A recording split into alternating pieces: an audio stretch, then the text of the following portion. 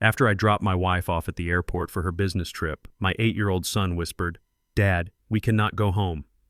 I heard Mom planning something bad for us, so we hid 10 minutes later. I froze when I saw a car pull up to my driveway that made my blood run cold. My name is Isaiah Jefferson, but my friends call me Ike. I am 75 years old, and I have spent my entire life building things. I started as a bricklayer in the scorching sun and built a construction empire from the ground up with nothing but sweat and calloused hands. I know how to spot a weak foundation in a skyscraper, but I was too blind to see the cracks in my own home.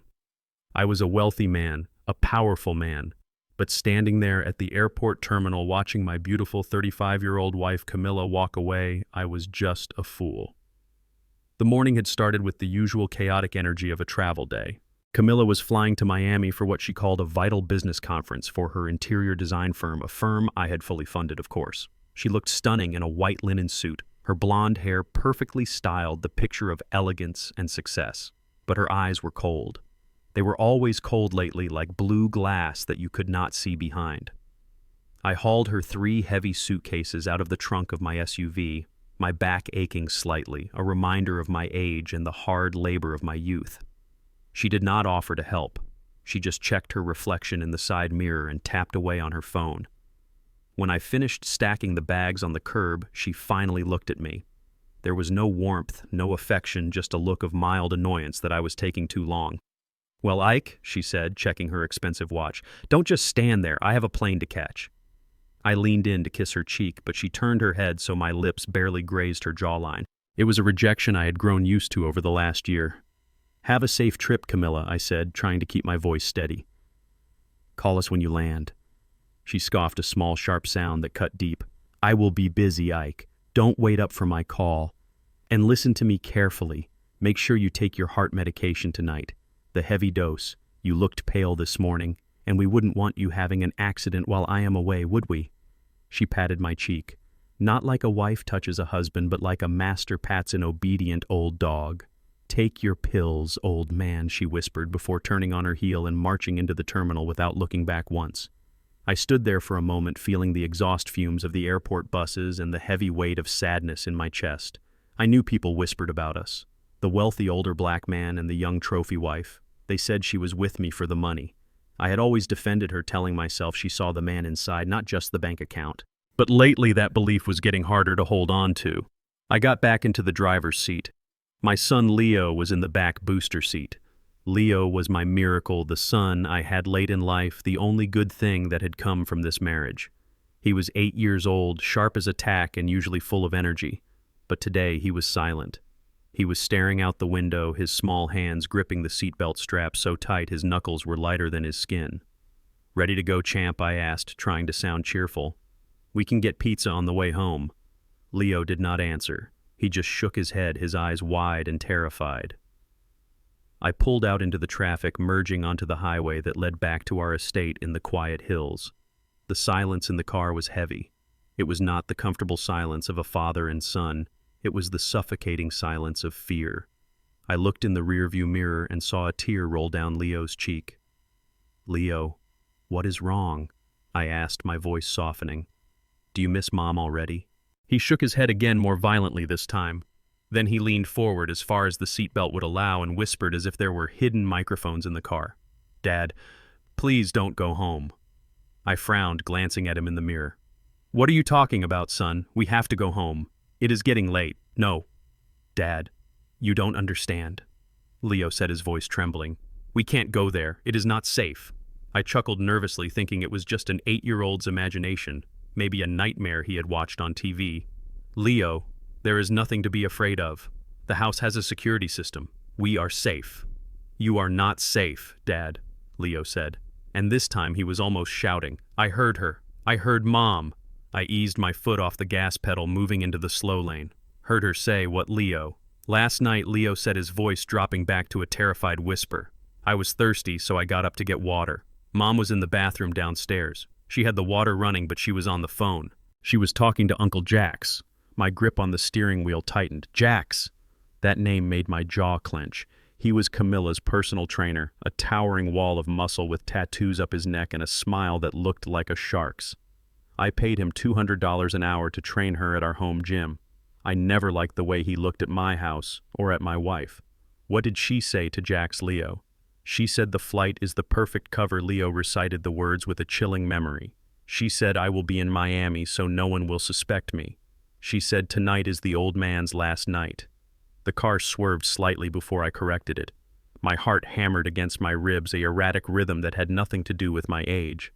Old man, that was what she called me. That was exactly what she called me at the airport. Leo, are you sure that is what she said? Yes, Dad. Leo was crying now. She said, make sure it looks like a robbery. Hit him hard. And then she laughed, Dad. She laughed like a witch.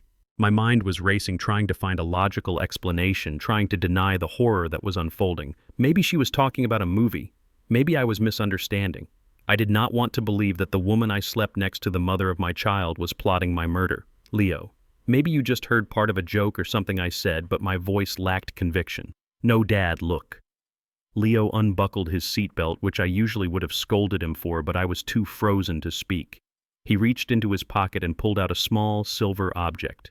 He reached over the console and dropped it into my hand. I found this in her purse yesterday when she was packing. Leo sniffled. She dropped it on the carpet and didn't see it. I picked it up. I looked down at the object in my palm, and the air left my lungs. It was a key. But not just any key. It was an old tarnished silver key with a specific notch cut into the head. It was the master key to the back service entrance of our kitchen, the door that led from the garden directly into the pantry.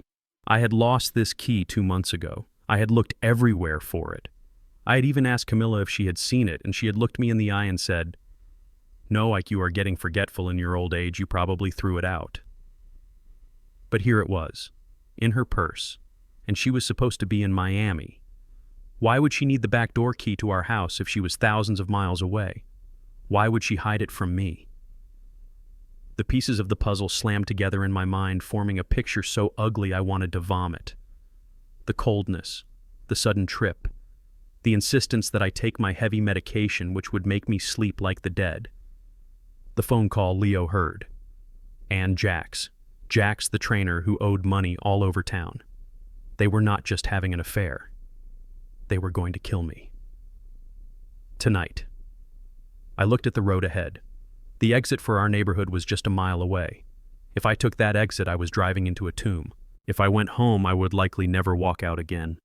Dad Leo's voice brought me back. Please believe me. I looked at my son, my brave little boy, who had carried this terrifying secret. I reached back and squeezed his knee. I believe you, Leo. I believe you. I jerked the steering wheel to the left, crossing 3 lanes of traffic horns blaring around us. I did not take the exit toward the hills. I stayed on the highway heading south toward the gritty industrial part of the city where I had grown up. Where are we going, Dad? Leo asked, wiping his eyes. We are going to verify this, Leo, I said, my voice hard and cold, the voice of the man who used to negotiate million-dollar contracts with steel unions. But we need a different car. If they are watching us, they know this SUV. I drove for 20 minutes until we reached a small run-down house with a chain-link fence. It belonged to Marcus, my oldest friend. Marcus was a retired police sergeant, a man who had seen the worst of humanity and survived. I parked in his driveway and banged on the door. Marcus opened it, holding a half-eaten sandwich, his eyes widening when he saw me. "Ike," he said, "you look like you have seen a ghost." "Maybe I have, Marcus," I said. "I need a favor, a big one. I need your truck, the old Ford with the camper shell, and I need to leave my SUV in your garage with the door closed." Marcus looked at me, then down at Leo's tear-streaked face. He didn't ask why. That was the thing about Marcus. He knew when to talk and when to act. He reached into his pocket and tossed me a set of keys. "The tank is full," he said. "Do you need my piece?" He meant his gun. I paused. I was a law-abiding citizen. I had never held a gun in anger. But tonight the rules had changed. "No," I said. "Not yet. I just need to see. I need to be sure." We switched vehicles. Marcus's truck smelled of old oil and tobacco, a smell that reminded me of my father. It was a good smell, an honest smell. I put Leo in the passenger seat and threw a dark blanket over us so we would not be easily seen. We drove back toward my neighborhood. The sun was setting, casting long shadows across the manicured lawns and gated driveways. It was a beautiful place, a place where bad things were not supposed to happen. I parked the truck 2 streets away from my house on a side road that had a view of my driveway through a gap in the hedges. It was a spot I used to park in when the house was being built to watch the contractors work. We waited. The sky turned purple, then black. The streetlights flickered on. My house sat there dark and silent, a mansion that suddenly looked like a monster's mouth waiting to swallow me whole. Dad, Leo whispered. I am scared. I put my arm around him. I know, son, but I am right here. Nothing is going to hurt you. 9 o'clock passed, then 9:30. I was starting to doubt myself. Maybe I was crazy. Maybe Leo had misunderstood. Maybe I was just a paranoid old man who couldn't believe a beautiful woman loved him. But then headlights cut through the darkness. A car turned onto my street. It wasn't a taxi. It wasn't a delivery driver. It was a black muscle car, loud and aggressive. I recognized it immediately. It belonged to Jax. He pulled up right in front of my house. He didn't park in the driveway. He parked on the street under the shadow of the big oak tree. He stepped out. He was wearing dark clothes, a hoodie pulled up over his head. My breath caught in my throat. He walked up the driveway, not to the front door, but around the side, toward the kitchen, toward the back door. He did not break a window. He did not force the lock. He stopped at the door, reached into his pocket, and pulled out a key. A spare key. He opened the door and slipped inside like a shadow. See, Dad? Leo whispered, his voice shaking. He used the key. I felt a rage so hot it almost blinded me. But the show was not over. 10 minutes later, another vehicle approached. It was a yellow taxi. It stopped at the curb. The back door opened. A woman stepped out. She was wearing a trench coat and a large hat and sunglasses despite it being night. She looked around nervously, checking the street. Then she paid the driver and walked quickly up the driveway. She did not use the front door either. She went around the back. As she passed under the security light, the motion sensor triggered, and for a split second her face was illuminated. It was Camilla.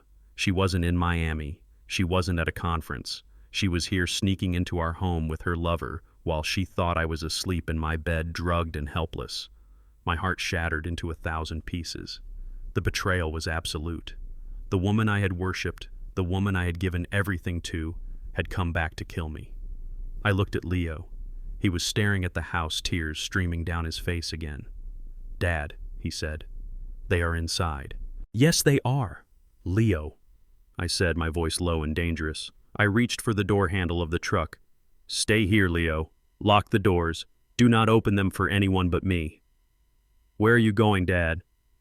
I am going to catch a rat, I said. I slipped out of the truck into the cool night air. I was 75 years old, but tonight I felt the strength of my youth returning, fueled by a fire of vengeance. I moved through the shadows of the neighbor's yard, approaching my own house from the blind spot of the cameras. I wasn't going to call the police yet. The police would take too long, and the police might just arrest them. No, I wanted more than an arrest. I wanted to look them in the eyes. I wanted them to know that the old man they thought was weak and stupid was about to bring their whole world crashing down. I crept up to the living room window where I had installed one-way glass years ago for privacy. I pressed my ear against the pane. I could hear them. Is he asleep? I heard Jax's gruff voice. He should be. Camilla's voice answered, cold and impatient. He took the pills. I watched him swallow them this morning. Go upstairs, Jax. Make it quick. Use the bat. I don't want blood on the carpet if we can help it. I stood there in the dark, my fists clenched, my heart turning to stone. They were not just thieves. They were butchers. But the bedroom upstairs was empty, and the hunter was about to become the hunted. I took a deep breath and moved toward the back door. It was time to go home. The silence inside Marcus's old truck was heavy and smelled of stale tobacco and rust. It was 9 o'clock at night, and the streetlights had just flickered on, casting long orange shadows across the manicured lawns of my neighborhood. From where we were parked 2 streets away, I had a clear line of sight to my own driveway through a gap in the neighbor's hedges. I adjusted the binoculars, pressing them against my eyes until the plastic dug into my skin.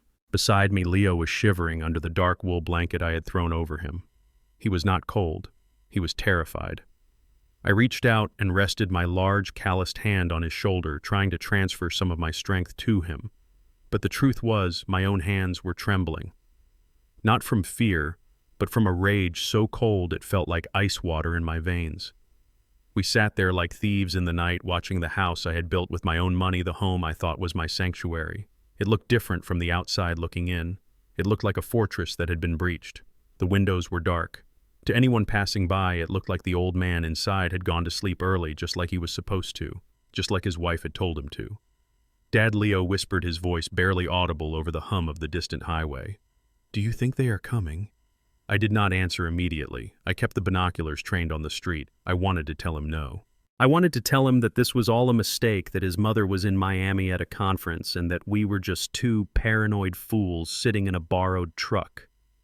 But the key in my pocket felt heavy, like a stone. The key Leo had found. The key that was supposed to be lost. "Just wait, son," I said, my voice raspy. "We just have to wait." And then we saw it. It was not a thief sneaking through the bushes. It was not a shadowy figure breaking a window. It was a car, a black muscle car with tinted windows and chrome rims that gleamed under the street lamp. I knew that car. I had seen it parked in the gym parking lot when I went to pick Camilla up from her training sessions. It belonged to Jax. The car did not slow down and circle the block to check for witnesses. It did not park down the street. It pulled right up to the curb in front of my house, bold as brass. The engine cut, and for a moment there was silence. Then the driver's door opened. Jax stepped out. Even from this distance and in the dim light, I could see the arrogance in his stride. He was a big man, younger than me by 30 years, with the kind of artificial muscles that come from steroids and vanity. He wore a dark hoodie, but he didn't pull the hood up. He didn't care who saw him. He thought the only person who could stop him was asleep in the master bedroom, heavily sedated by heart medication. I watched through the lenses as he walked up the driveway. He didn't go to the back. He didn't look for a hidden spare key under a rock. He walked straight to the front door, my front door, the door I had carved from solid mahogany imported from Brazil. He reached into his pocket. I held my breath. He pulled out a key. It glinted silver in the porch light. He slid it into the lock, turned it with a casual flick of his wrist, and opened the door. He walked into my home as if he owned it, as if he were the master of the house coming home after a long day. "See," Dad Leo whimpered beside me. "He has the key." I lowered the binoculars, my stomach churning with acid. "You were right, Leo. You were right about everything." The betrayal was physical. It felt like a punch to the gut. That key was my security. It was the symbol of my protection over my family, and Camilla had given it to him. She had given access to our sanctuary to her lover, to my executioner. "Why did he go in the front?" Dad Leo asked. "Because he thinks he has nothing to fear." I said, my jaw clenched so tight my teeth ached. "He thinks he has permission." We sat there in the dark watching the house. A light flickered on in the hallway, then went out. Jax was moving through the house. He was probably heading to the kitchen first to check the back door, or maybe he was going straight upstairs. The thought made me reach for the door handle, ready to sprint across the lawns and confront him. But I stopped. Wait. Another vehicle was approaching. It was 15 minutes past 9. A yellow taxicab turned onto the street, driving slowly, scanning the house numbers. It slowed down and pulled up right behind Jax's car. I frowned. Who would be coming here in a taxi? The back door of the cab opened. A leg stepped out, clad in a high-heeled boot. Then a figure emerged. It was a woman. She was wearing a long, beige trench coat belted tight at the waist and a wide-brimmed hat that shadowed her face. She wore large, dark sunglasses even though it was pitch black outside. She looked like a character from a bad spy movie, but there was something familiar about the way she moved, something about the tilt of her head as she paid the driver through the window. The taxi drove away, leaving her standing on the sidewalk alone. She stood there for a moment, looking up at the house. She looked at the dark windows of the second floor where my bedroom was. Then she took off the hat and shook her hair out. Even in the darkness, that blonde hair shone like a beacon. It was Camilla. I felt the air leave my lungs in a rush. Leo gasped beside me. "Mom," he whispered. "But Mom is in Miami." "No, son," I said, my voice sounding dead to my own ears. "Mom is not in Miami. Mom is right here." She walked up the driveway, her heels clicking on the pavement. She didn't look like a woman returning from a business trip. She didn't have her suitcases. She just had a large purse slung over her shoulder. She walked with a purpose, with a cold determination that I had never seen in her before. She reached the front door. It was unlocked. Jax must have left it open for her. She pushed it open and stepped inside, closing it softly behind her. The pieces of the puzzle fell into place with a sickening clarity. The business trip, the rush to the airport, the cold goodbye. It was all a lie, a meticulously crafted lie to create the perfect alibi.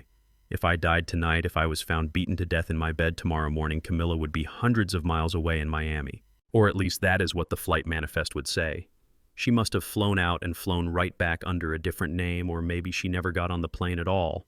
She had created a window of time where she didn't exist, where she could be a ghost in her own home.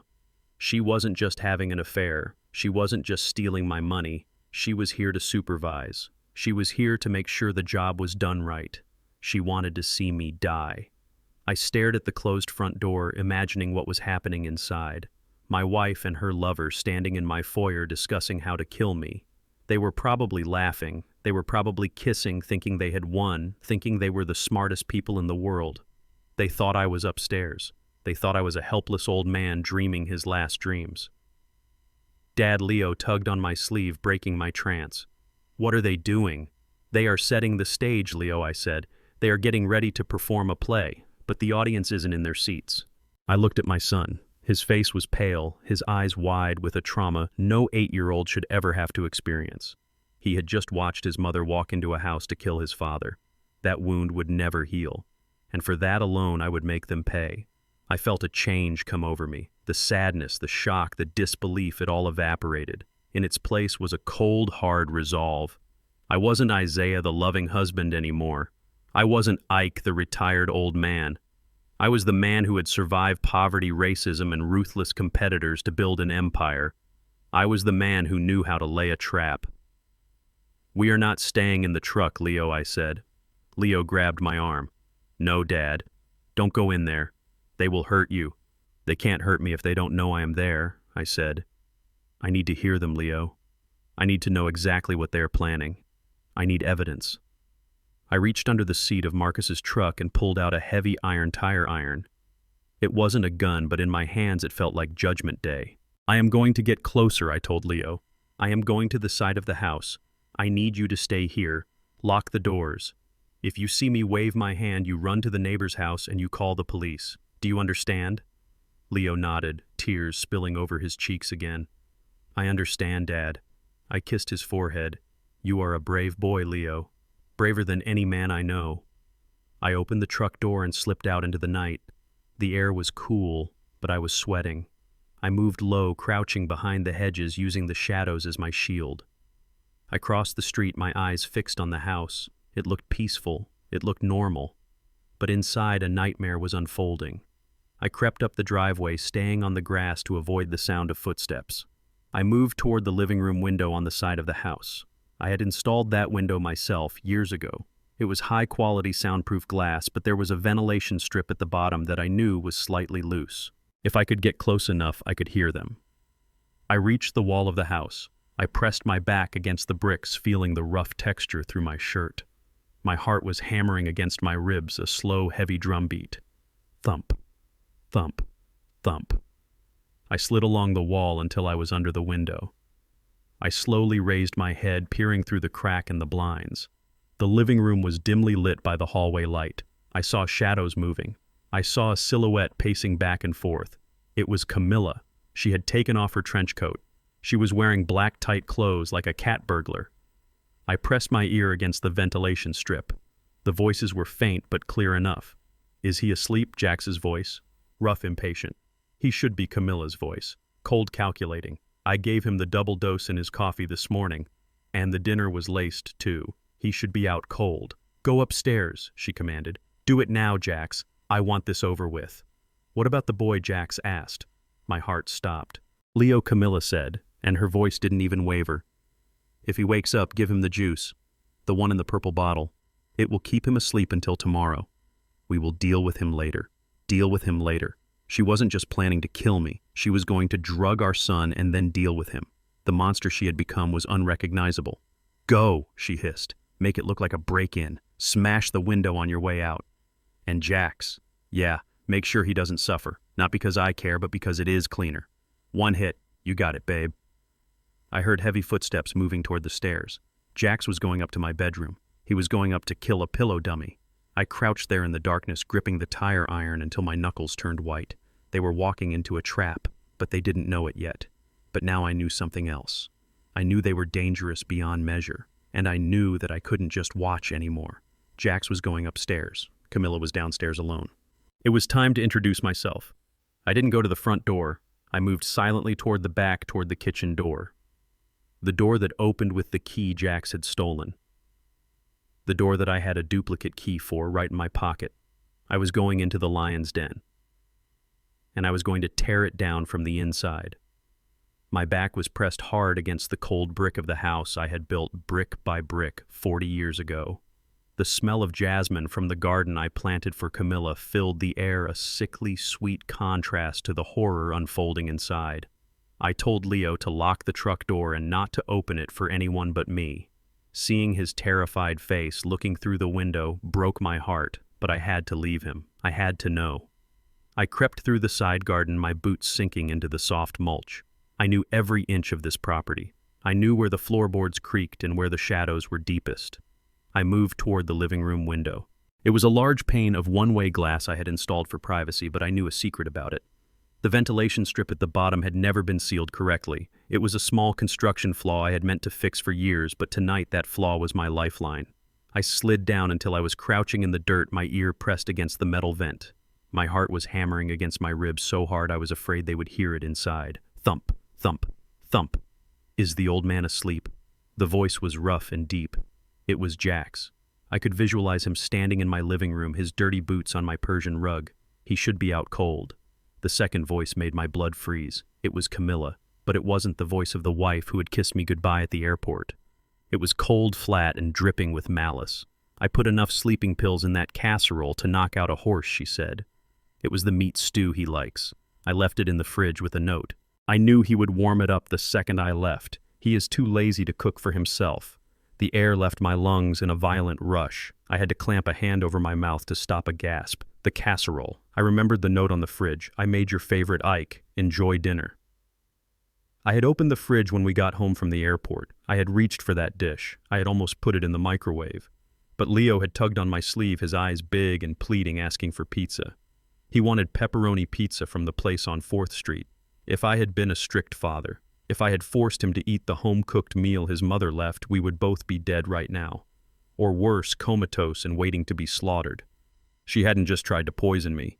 She had left a loaded gun on the table, knowing our 8-year-old son might pull the trigger. She was willing to sacrifice Leo to get to my money. I felt a wave of nausea so strong I almost threw up in the bushes. The woman I loved was a monster. So, what is the plan? Jax asked, his voice echoing slightly. Simple, Camilla replied. Go upstairs. He is in the master bedroom. He should be deep in a coma by now, but don't take chances. Use the bat. The bat. My old baseball bat signed by Hank Aaron. The one I kept behind the bedroom door for protection. Make it look like a struggle, she hissed. Smash his head in. Make sure he is gone, Jax. Then we toss the place. We open the safe. We break the back window. When the police come tomorrow, it will look like a burglary gone wrong. A tragedy. The poor old rich man killed for his watch. And you, Jax asked. I am in Miami, remember? She laughed, a low, cruel sound. I have my flight ticket. I have the hotel check-in. I am miles away. I will come home tomorrow crying my eyes out. I will play the grieving widow perfectly. I was a model Jax. I know how to pose. I listened to the sound of her heels clicking on the hardwood floor. I imagined her face, the face I had adored, now twisted into a mask of greed. All right, Jax said. Let's get this over with. I want that money, Camilla. You promised me 50-50. You will get your money, Camilla said. Just kill him. Go. I heard the heavy thud of boots moving toward the staircase. I raised my head slowly, peering through the crack in the blinds. I saw him. Jax. He was wearing black gloves. In his hand he held my baseball bat. He gripped it tightly, testing the weight, swinging it slightly. He wasn't hesitant. He wasn't scared. He looked excited. He started to climb the stairs. 1 step, 2 steps. He was going to my bedroom. He was going to walk up to the lump under the covers, which was just pillows I had arranged this morning out of habit. But he thought it was me. He thought he was going to crush my skull while I slept. I watched him disappear onto the landing. Camilla stood in the living room alone. She walked over to the my liquor cabinet, and poured herself a drink. She took a sip of my expensive scotch, waiting for the sound of my death. I crouched there in the darkness, the tire iron from the truck heavy in my hand. I realized then that Isaiah the builder was dead. The man who believed in second chances was dead. The man who tried to buy love with kindness was dead. In his place was something else. Something hard and cold, like the steel beams of the skyscrapers I used to build. They wanted a burglary. They wanted a violent intruder. I looked at the back door, the one Jax had left unlocked. Well, I thought, gripping the iron bar. If they want to break in, I will give them a break-in. But this robber knows exactly where the bodies are buried. Jax was upstairs swinging a bat at a ghost. Camilla was downstairs drinking my scotch, celebrating a murder that hadn't happened. And I was at the back door turning the handle. The game was over. It was time for the reckoning. The sound of heavy boots on the hardwood floor above my head was the loudest thing in the world. I was crouching in the dirt outside the kitchen window, pressing my ear against the cold glass like a ghost trying to haunt his own house. But the real haunting was happening upstairs. Jax was moving with a purpose. I could hear the creak of the floorboards on the landing, the specific groan of the third step that I had been meaning to fix for 5 years. He was right outside the master bedroom door. My heart was a jackhammer in my chest. I wasn't breathing. I couldn't breathe. I was listening to the sound of my own execution. I heard the bedroom door fly open. It slammed against the wall with a violence that vibrated through the frame of the house. Then came the sound that will stay with me until my dying day. The whoosh of a baseball bat cutting through the air, and then the impact. Thud. It was a wet, heavy sound. The sound of wood hitting the down comforter, the pillows, the mattress. It was the sound of what should have been my skull shattering. Thud. Thud. Thud. He hit the bed 3 times. 3 strikes to make sure the old man was dead. 3 strikes to earn his payday.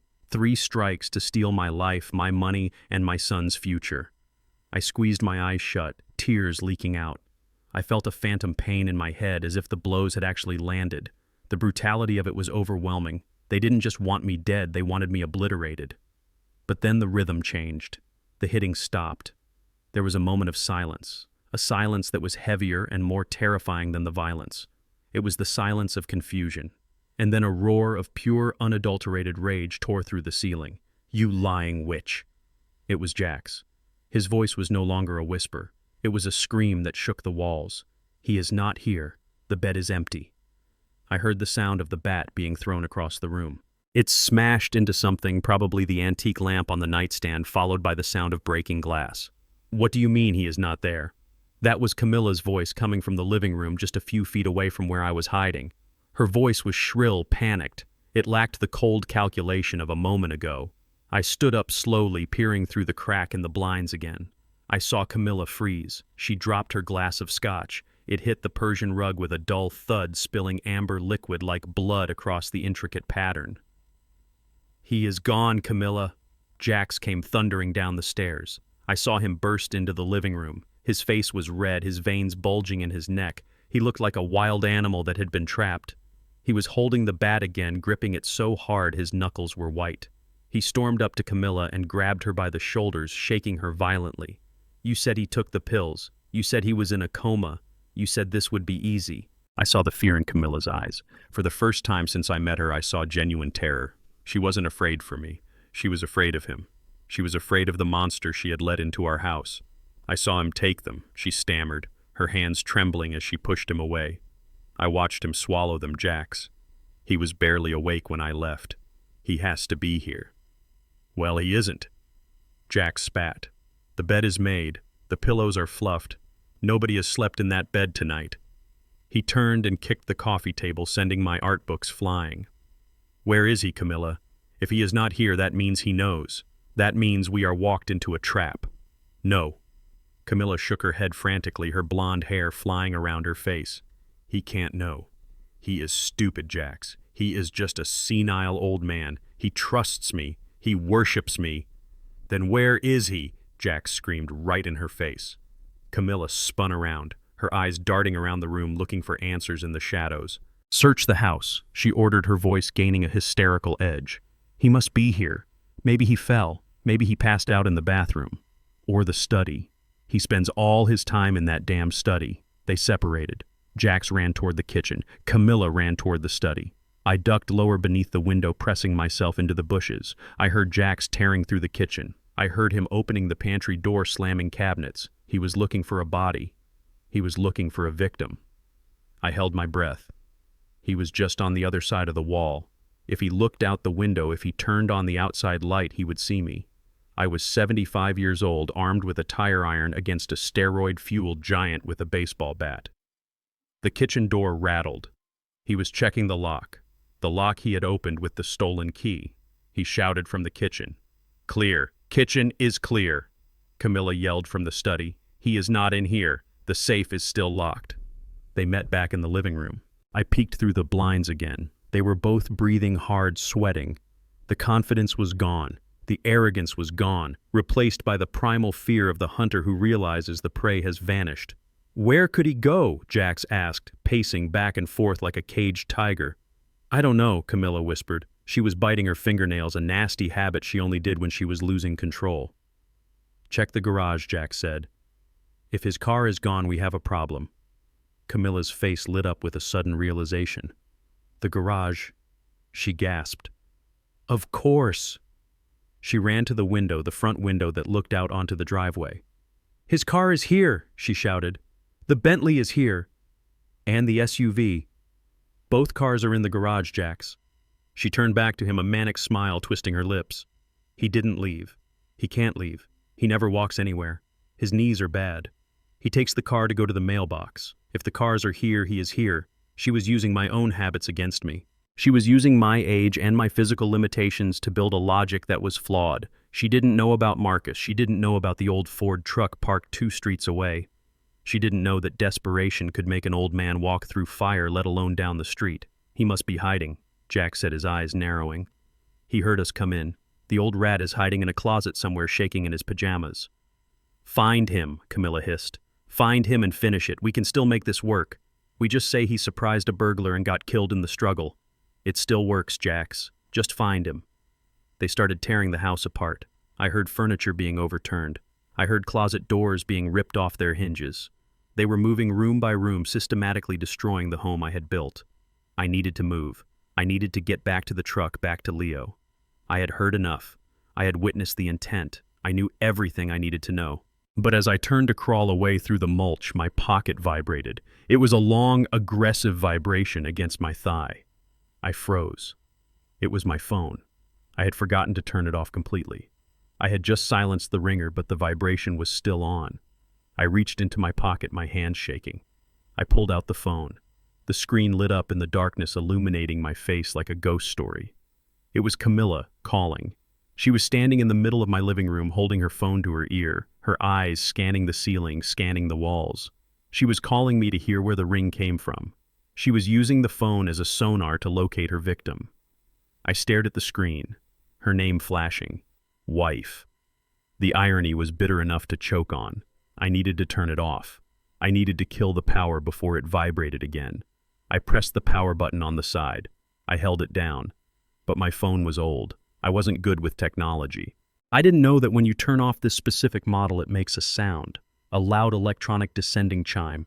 Be-do-oop! The sound cut through the quiet night air like a gunshot. It wasn't loud enough to wake the neighborhood, but in the silence of the garden just outside the living room window, it sounded like a siren. I saw Camilla's head snap toward the window. I saw Jack stop mid-stride, his bat raised.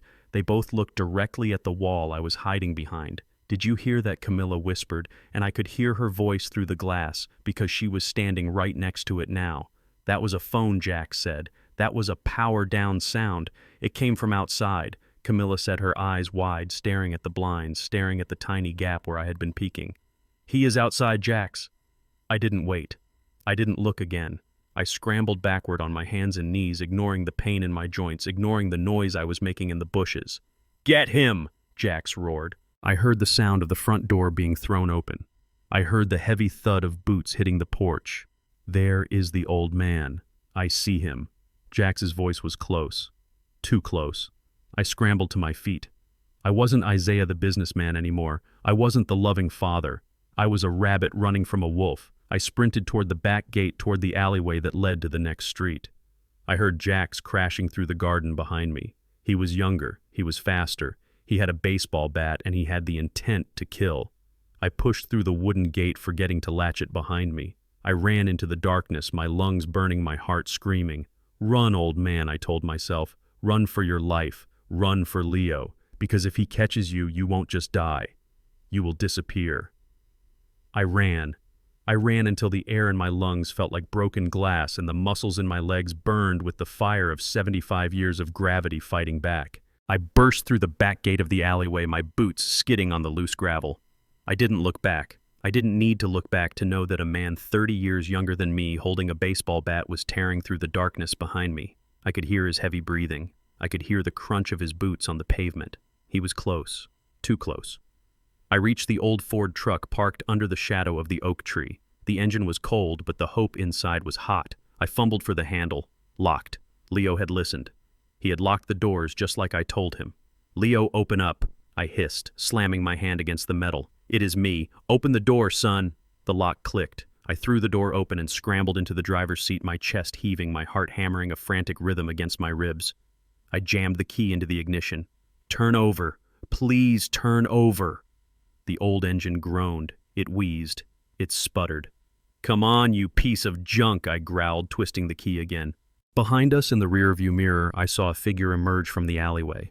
It was Jax. He stood under the halo of the street lamp, looking left, then right.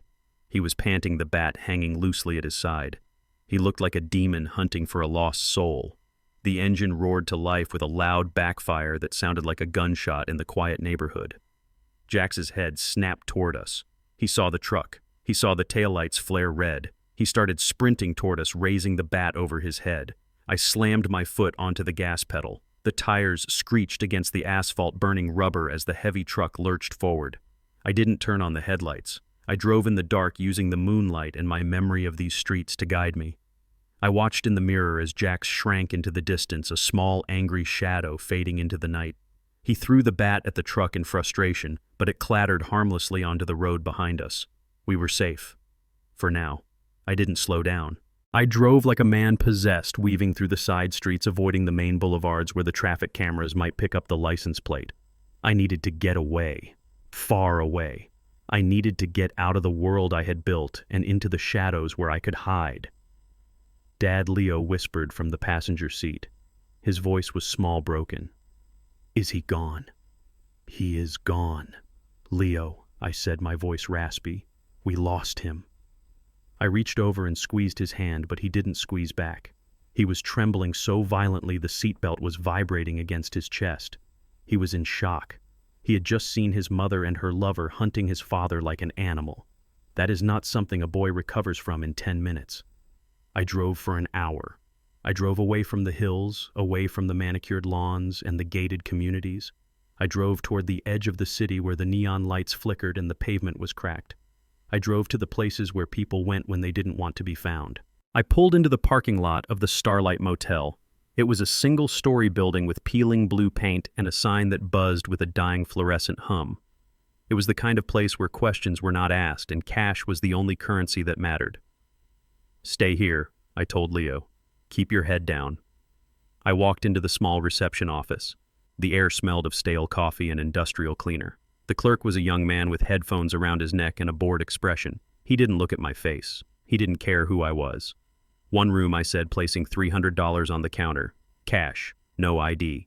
The clerk looked at the money, then at the register. He slid a key across the scratched countertop. "Room 12 around the back. Checkout is at 11. I took the key. I didn't ask for a receipt. I didn't want a paper trail. I was a ghost now. Isaiah Jefferson, the construction mogul, was dead. Ike the fugitive was all that was left. I drove the truck around the back and parked in front of room 12. I hustled Leo inside and locked the door, engaging the deadbolt and the chain. I closed the curtains tight, checking for any gaps. The room was small and smelled of cheap air freshener, trying to mask the scent of cigarettes. There were 2 double beds with thin floral bedspreads and a flickering television mounted in the corner. It was a long way from the Italian marble floors and silk sheets of my mansion. But right now, it was the most beautiful place in the world because it was safe. I sat Leo down on the edge of the bed. He looked so small in the dim light. He was hugging his knees to his chest, rocking back and forth. "Leo," I said softly, kneeling in front of him. "We are okay. Look at me, son. We are safe." He looked up and his face crumbled. He started to cry. It wasn't the quiet crying of before. It was a deep guttural sobbing that shook his entire body. "Why, Dad," he wailed. "Why does Mom want to kill us? Why does she hate us?" The question hit me harder than Jax's bat ever could have. How do you explain greed to an 8-year-old? How do you explain that the woman who gave birth to him loved money more than she loved his life? I pulled him into my arms and held him tight. I let him cry. I let him soak my shirt with his tears. I rubbed his back, feeling the small bones of his spine, feeling the fragility of his life. "She doesn't hate us, Leo." I lied because the truth was too cruel. She is sick. She is sick in her mind. But that doesn't matter right now. What matters is that she failed. Leo pulled back, sniffling. "But she said she wanted to send me away. She said she didn't want me." I gripped his shoulders. My hands. The hands that had laid bricks and bent steel were gentle but firm. "Listen to me, Leo. Look at your father." He looked at me, his dark eyes swimming with tears. "Do you know where I came from, son? Do you know where I started?" He shook his head. "I started with nothing," I said, my voice low and fierce. "I was born in a shack not much bigger than this room. I didn't have shoes until I was 10. People looked at me and they saw dirt. They saw nothing. They thought because I was poor, because I was black, because I had nothing that I was weak. I stood up and paced the small room, the adrenaline still pumping through my veins. I built an empire, Leo. I mixed concrete until my hands bled. I carried steel beams on my back until my spine curved. I fought men twice my size and banks that wanted to crush me. I built skyscrapers that touched the clouds. I built the bridges this city drives on." I stopped and pointed at him. "Your mother thinks I am just an old man. She looks at my gray hair and my walking stick and she thinks I am weak. She thinks she can blow me over like a house of straw. She thinks because she is young and beautiful, she has the power." I walked back to him and cupped his face in my hands. But she forgot one thing. She forgot that old concrete is harder than new stone. She forgot that you don't get to be 75 years old in this world by being soft. Leo stopped crying. He was listening. He was looking at me not as a victim, but as his father. "They woke up the wrong man." "Leo," I whispered, "they think they are the hunters, but they don't know that the lion was just sleeping. And now the lion is awake. I am going to teach her a lesson, son. I am going to show her that ginger gets spicier the older it gets. Do you understand me?" Leo nodded slowly. "You are going to get her, Dad." "I am not just going to get her," I said, my eyes burning. "I am going to take everything. I am going to leave her with nothing but the dust." I stood up and went to the window, peeling back the curtain just an inch to check the parking lot. It was empty. We were safe for the night. But the night would end, and when the sun came up, I needed to be ready. I checked my watch. It was 3 a.m. Most people would call the police now. Most people would run to the station, show the key, tell the story, and hope for an arrest. But if I called the police now, what would happen? They would arrest Jax for breaking and entering. They might arrest Camilla for conspiracy. They would get lawyers, expensive lawyers paid for with my money. They would get bail. They would spin a story. They would say I was senile paranoid, that I misunderstood. And maybe they would get away with it. Or maybe they would go to jail for a few years and come out still dangerous, still hungry. No. That wasn't enough. I didn't want justice. I wanted annihilation. I wanted to strip them of everything they held dear. I wanted to take the money, the reputation, the freedom. I wanted to crush them so completely that they would never be able to crawl out of the hole I was about to dig. I needed a weapon, a legal weapon. I reached into my pocket and pulled out my phone. I turned it on. It buzzed instantly with missed calls from Camilla. I ignored them. I scrolled through my contacts until I found the name. Marcus, not Marcus the cop, Marcus the shark. Marcus was my personal attorney, my oldest confidant in the business world. He was a man who knew where all the bodies were buried because he had helped me dig the graves for my competitors, legally speaking. He was ruthless, brilliant, and loyal only to the check I signed. I dialed the number. It rang 4 times. Then a groggy voice answered. Ike. It is 3 in the morning. Is the building on fire? Wake up, Marcus. I said, my voice steady and cold.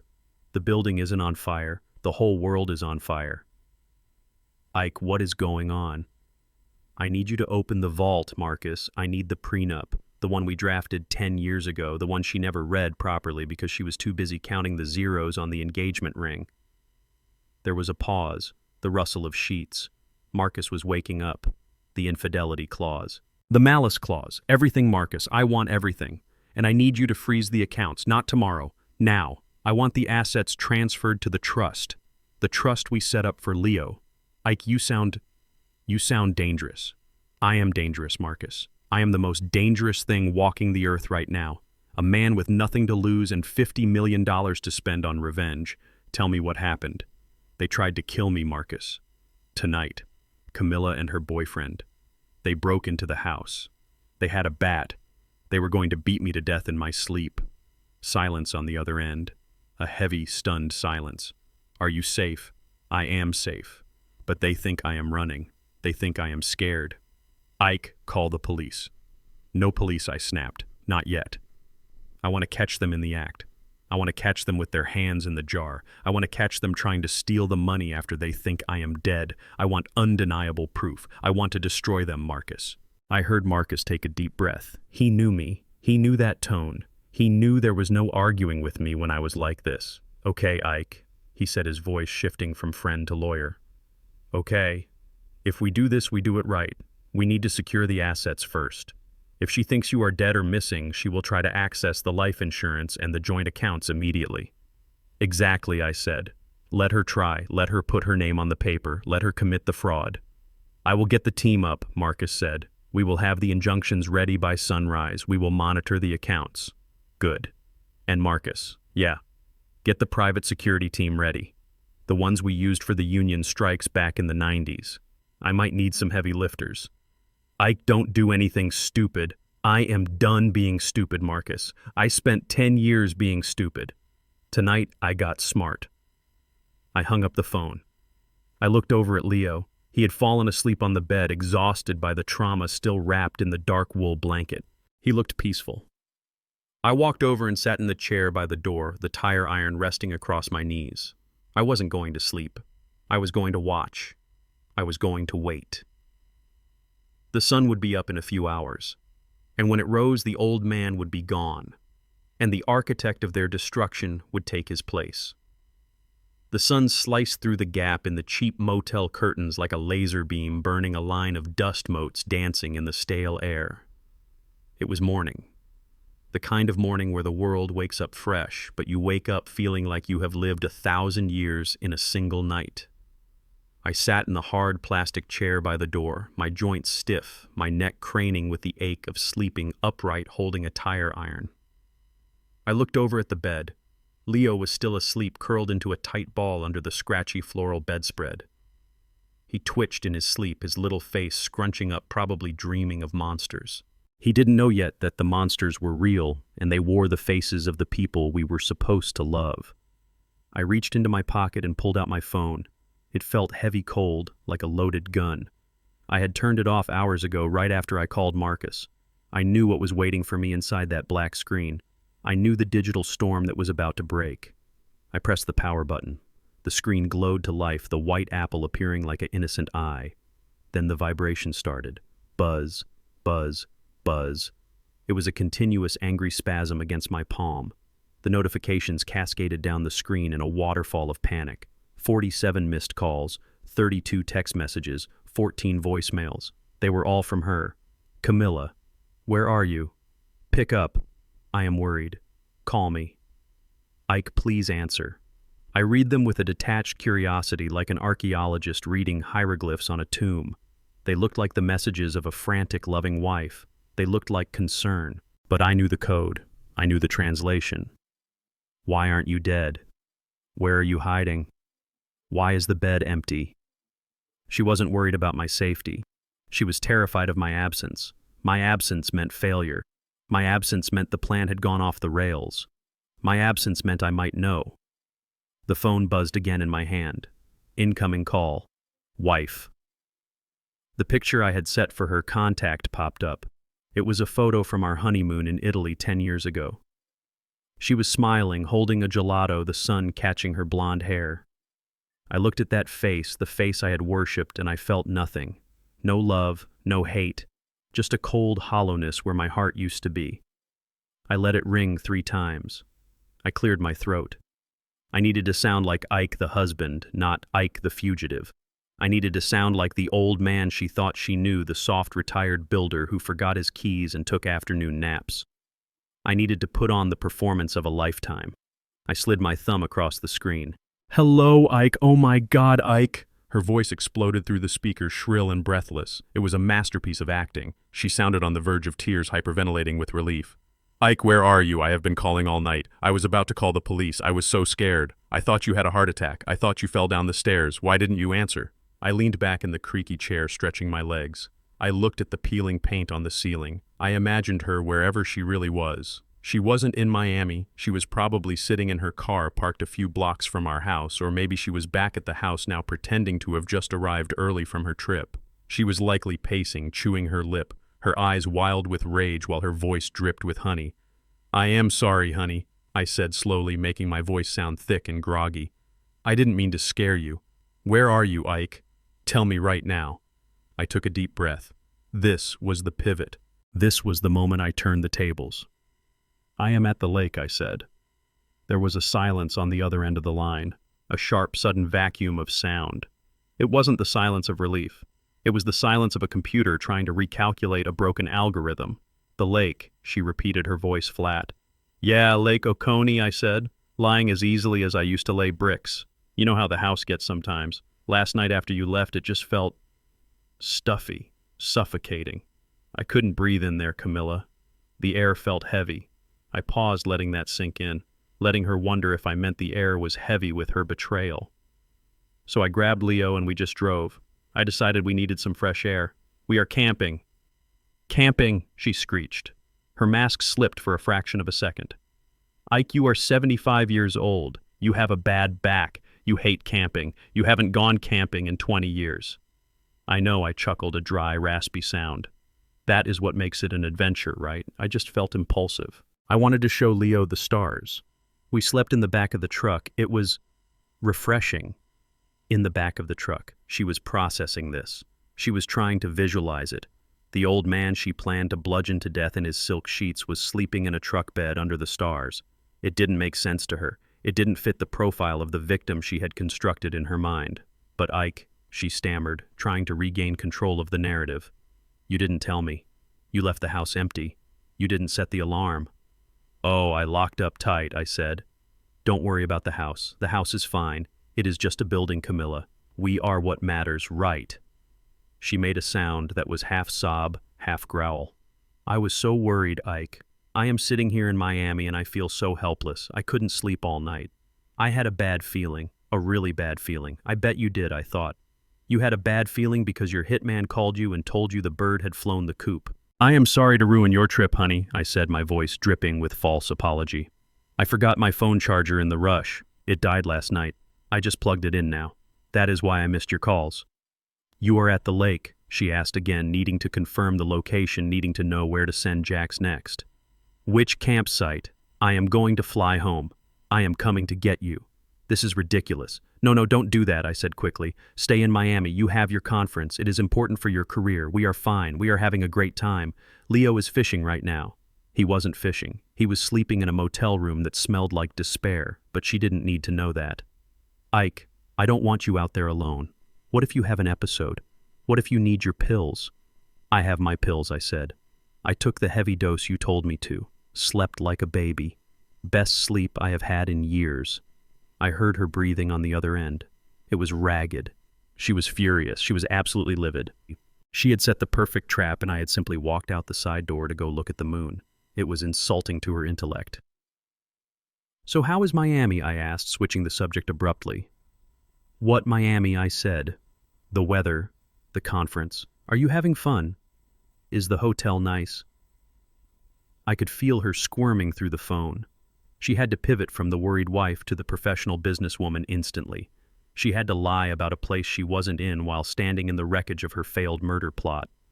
It is fine," she stammered. "It is hot, very humid. The hotel is okay. The conference is boring. Just a lot of meetings." "Is it sunny?" I asked, twisting the knife. "Yes, very sunny," she said. "That is funny," I said casually. "I was watching the Weather Channel this morning while Leo was getting bait. They said there is a hurricane warning over Miami. Said it is pouring rain. Torrential downpours." Silence. Absolute dead silence. I had caught her. It was a small trap, a petty trap, but it was satisfying. "Oh, well," she stumbled, her voice rising an octave. "It is raining now. Just started. It was sunny earlier. You know Florida weather. It changes so fast." "Right," I said. "Like the wind." "Ike," she said, and her tone hardened. "Stop playing games. Come home. Come home right now." "I don't like this. I am not playing games, Camilla," I said, my voice dropping the cheerful facade for just a second, becoming the voice of the man who used to fire incompetent foremen on the spot. "I am just living my life. I will come home when I am ready. Maybe tomorrow, maybe the day after. We might drive up to the mountains. Who knows? The mountains. Another location. Keep her guessing. Keep her chasing ghosts. You can't just wander around the state with our son," she snapped. "He is my son too, Camilla, and he is safe, safer than he has ever been." "What does that mean?" she asked sharply.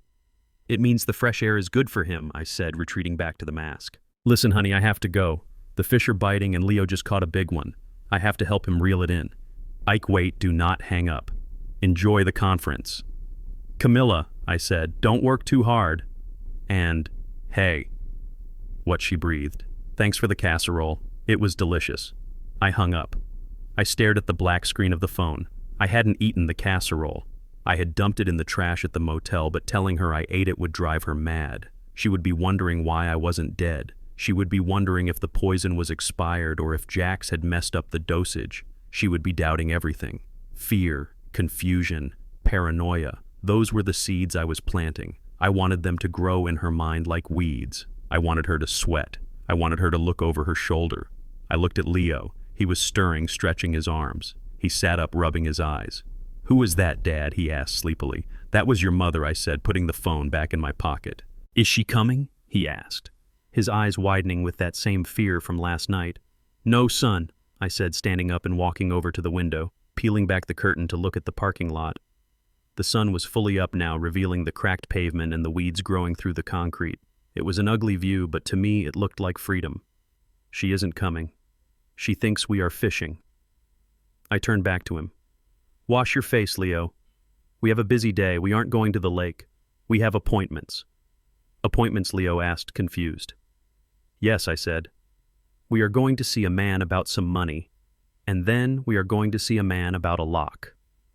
I walked into the small bathroom and splashed cold water on my face. I looked at myself in the mirror.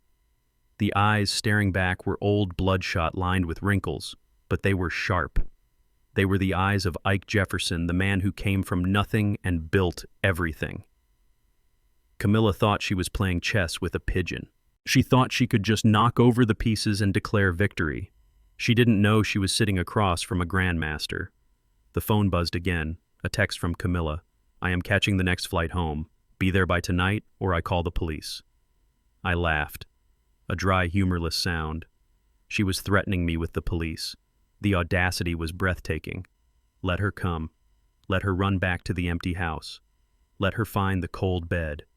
By the time she got back, the locks would be changed, the accounts would be frozen, and the trap would be set. I picked up the room key. "Let's go, Leo," I said. "Time to go to work." Marcus's office smelled of mahogany polish and expensive coffee, the kind of smell that screams power and stability. It was a stark contrast to the mildew and stale smoke of the Starlight Motel where I had spent the night clutching a tire iron. I sat in the leather chair opposite his massive oak desk, watching him type furiously on his computer. Leo was on the sofa in the corner, coloring in a sketchbook Marcus's secretary had found for him, trying to pretend his world hadn't just imploded. Marcus didn't look like a cop anymore. He looked like the expensive shark of a lawyer he had become. His suit was crisp, his eyes were sharp behind his reading glasses, but I could see the tension in his jaw. He had been digging for 2 hours since we arrived. "Ike," he said without looking up, "you need to come see this." I stood up, my knees popping a reminder of the night spent on the run. I walked around the desk and looked at the screen. It was a digital scan of a withdrawal slip from one of my smaller investment accounts, a venture capital fund I had set up years ago as a rainy day cushion. "Look at the signature," Marcus said, pointing a manicured finger at the bottom line. I squinted. It read, Isaiah Jefferson. It looked like my signature. The loop of the J, the sharp cross of the T. But it was slightly off. The slant was too aggressive. The pressure on the pen was uneven. "That is not me," I said, my voice low.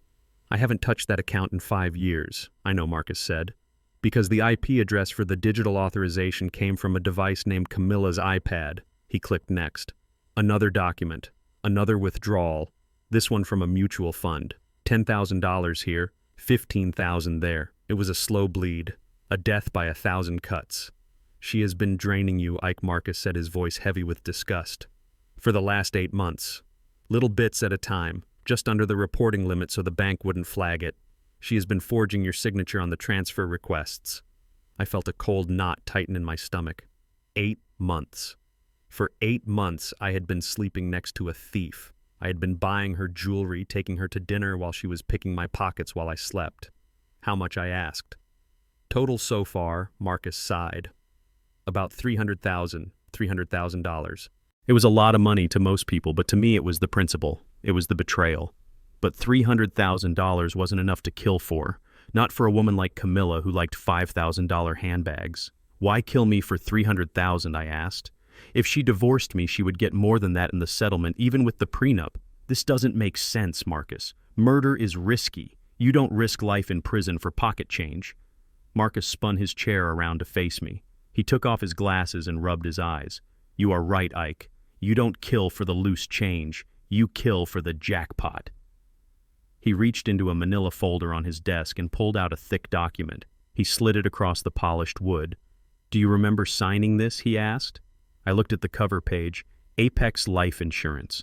Policy number 8842. I frowned. I had life insurance. I had a standard policy I took out 20 years ago. But this was different. This was new. I opened it. The date was 6 months ago. The coverage amount made my breath hitch in my throat. $5 million. Double indemnity for accidental death. I stared at the numbers. $5 million. And then I remembered, 6 months ago. It was a Tuesday evening. Camilla had cooked steak. She was wearing a silk dress, the blue one I loved. She had poured me a glass of wine and sat on my lap, running her fingers through my gray hair. "Ike," she had purred, "we need to think about the future. You are getting older and I worry. If something happens to you, I don't want the business to swallow everything. We need a safety net, just for peace of mind." She had been so sweet, so loving. She had brought the papers to me later that night when I was tired and a little tipsy from the wine. "Just sign here, baby," she had said. "It is just standard paperwork for the estate planning." I had signed it. I had signed my own death warrant because I wanted to make her happy. Because I trusted her. "She played me, Marcus," I whispered, the shame burning my face. "She played me like a damn fiddle." "She increased the policy 6 months ago," Marcus said, his voice hard. "And look at the beneficiary." I didn't need to look. I knew. Sole beneficiary, Camilla Jefferson. "If you die of a heart attack, she gets $5 million, Marcus said. "If you die of a burglary gone wrong or an accident, she gets 10. That is the jackpot, Ike. That is why she needs you dead. $10 million. That was the price on my head. That was the value of my life to the woman I loved. But why now, I asked, pacing the office. Why tonight? Why the rush? If she has been planning this for 6 months, why not wait? Why risk a break-in when she could have just poisoned me quietly over time?" "Because she is on a clock," Marcus said. "And the clock is ticking loud." He turned back to his computer. "I ran a background check on your boy Jax, the personal trainer, the muscle." I stopped pacing. Jax, the man who had swung a bat at my pillows. What about him? His real name is Jackson Miller, Marcus said, reading from the screen. He has a rap sheet as long as my arm. Assault, extortion, possession. But that is not the interesting part. The interesting part is his financial situation. Marcus pulled up a credit report. It was a sea of red ink. He is broke Ike. He owes everyone. Credit cards, car loans. But those are the polite debts. I made a few calls to some of my old contacts in Vice. Marcus looked at me, his eyes grim. Jax has a gambling problem, a big one. He is into the underground sports books for $200,000, and the people he owes, they don't send collection letters. They send guys with hammers. $200,000. He has a deadline, Marcus continued. He was given until the end of the month to pay up, or they are going to break his legs. Maybe worse. The end of the month was in 3 days. The picture was complete now. It was hideous, but it was complete. Camilla wasn't just killing me for greed, she was killing me to save her lover. She had promised him my money. She had promised him that if he helped her kill the old man, he would get his debts paid, and they would live happily ever after on my $10 million. She is buying him, I realized. She is buying his life with mine. I felt a cold fury settle over me. It was different from the rage I felt last night. Last night was hot and chaotic. This was cold. This was structural. This was the kind of anger that builds empires and destroys them. She thinks I am just an old man. I said, my voice steady. She thinks I am a wallet with a pulse. I looked at the documents on the desk. The forged signatures, the insurance policy, the evidence of a conspiracy so vile it made me sick. She leveraged everything Marcus said. She forged your signature to co-sign Jax's latest loan extension. If he doesn't pay, they come after you. Or rather, your estate. So if I live, I am liable for his debt, I said. And if I die, she uses my death money to pay it off. Exactly, Marcus said. It is a perfect circle, unless you break it. I looked over at Leo. He was looking at us now, sensing the shift in the room. He looked scared, but he also looked to me for answers. I walked over to the window and looked out at the city skyline. I had built 3 of those buildings. I knew how to handle pressure. I knew how to handle weight. Freeze it all, Marcus, I said without turning around. What? Freeze everything. Every account, every asset. The trust, the investments, the checking accounts. Put a lock on them so tight that not even a penny can squeeze out. Ike, if I do that, she will know Marcus warned. She will get a notification the second her card is declined. Good, I said, turning back to face him. I want her to know. I want her to feel the squeeze. I want her to stand at a checkout counter buying coffee and realize she can't even afford the cup. But the insurance policy, Marcus asked, tapping the document. We can't just cancel it overnight. It takes time. We don't need to cancel it, I said, a dangerous idea forming in my mind. We just need to change the beneficiary. Marcus raised an eyebrow. To whom? To the trust, I said. To Leo. Effective immediately. I walked back to the desk and leaned over it, my hands flat on the polished wood. And I want you to draft a new will, Marcus, right now. I want a clause that says, if I die under suspicious circumstances, any suspicious circumstances, not a single dime goes to Camilla. Not the house, not the cars, not the insurance, nothing. It all goes to Leo, and she gets nothing but the debt she signed for. Marcus smiled. A shark smile. That is nuclear Ike. If she kills you, she inherits bankruptcy. Exactly, I said. I want her to know that my death is the most expensive thing she will ever buy. But we aren't done, I added. This is just the paperwork. Now I need to deal with the rats. I looked at the clock on the wall. It was almost noon. Camilla was supposedly in Miami. Jax was probably hiding out waiting for her instructions. They were panicked. They were desperate. And desperate people make mistakes. She called me this morning, I told Marcus. She thinks I'm camping at the lake. She thinks she has time to regroup. Marcus nodded slowly. So we have a window. We have a window, I agreed, and I am going to use it to close the shutters on her fingers. I picked up the forged withdrawal slip. You said Jax owes money to bad people, right? Very bad people, Marcus confirmed. Do you know who they are? Marcus hesitated. I have an idea. A guy named Sal runs the book in that district. Call Sal, I said. Ike Marcus looked alarmed. You don't want to get involved with Sal? I am not getting involved, I said. I just want to send a message. Tell Sal that his money is coming. Tell him that Jackson Miller is coming into a big inheritance very soon. Tell him that Jax is going to pay him double if he just waits a few more days. Marcus looked confused. Why would you do that? Why buy him time? Because I want Jax to feel safe, I said. I want him to think the plan is working. I want him to relax. And when he relaxes, he will get sloppy. And when he gets sloppy, I will be there to catch him. And Camilla. Camilla is coming home, I said. She told me she is flying back. She is coming back to an empty house, to a husband who isn't there, and to a bank account that reads 0. I straightened my jacket. She wants a tragedy, Marcus. She wants a drama. Well, I am going to give her one, but she isn't the director anymore. I looked at Leo. Pack up, son. We are done here. Where are we going, Dad? Leo asked, clutching his sketchbook. We are going shopping, I said. We need some cameras, and we need some microphones. I looked back at Marcus. Keep digging, Marcus. Find everything, every text, every email, every receipt. I want a mountain of evidence so high she can't climb over it. I will, Ike Marcus said. Be careful. I am done being careful, Marcus. I am being precise. I walked out of the office holding my son's hand. I had the truth now. I knew the numbers. I knew the motive. $5 million and a gambling debt. That was the price of my life. It was a cheap price for a man like me. And I was about to show them just how expensive the cost of betrayal really was. 2 days. I let her sweat for 48 hours. I let her sit in that empty house or wherever she was hiding, wondering where I was, wondering why I wasn't dead, wondering if I knew. Silence is a powerful weapon. It makes the guilty mind race, it makes them imagine the worst, and it makes them sloppy. While she was panicking, I was preparing. I spent those 2 days with Marcus and his team building a fortress of evidence, but now it was time for the final act. I had to go back into the cage with the tiger, but this time I was the one holding the whip. I sent Leo to stay with Marcus's sister, a sweet woman who ran a daycare. He was safe there, surrounded by kids and laughter, far away from the poison of his own home. I couldn't risk him seeing what was about to happen. I couldn't risk him being in the crossfire if things went wrong.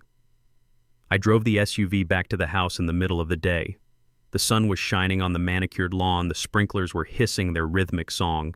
Everything looked perfect. It was the picture of the American dream. But I knew it was just a facade. Inside, the air was stagnant with lies. I parked in the garage next to the empty spot where Camilla's car usually sat. She wasn't back yet. I had timed this perfectly. I had sent her a text an hour ago saying, heading home now. See you there. I wanted to beat her by an hour. I needed that hour. I walked into the house. It smelled of lemon polish and silence. I didn't take off my boots. I walked through the rooms with a heavy bag over my shoulder. In that bag were 6 high-definition micro cameras and 3 long-range microphones. I had bought them from a surveillance shop. Marcus recommended the kind that sells to private investigators and jealous husbands. I went to work. I moved with the speed and precision of the young carpenter I used to be. I installed a camera in the smoke detector in the living room, pointing directly at the sofa.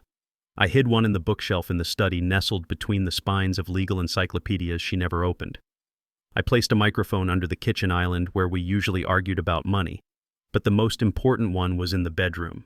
I placed a camera inside the vent of the air conditioning unit, looking down at the bed. It had a perfect view of the pillows where Jax had swung his bat. It had a perfect view of the nightstand where I kept my water.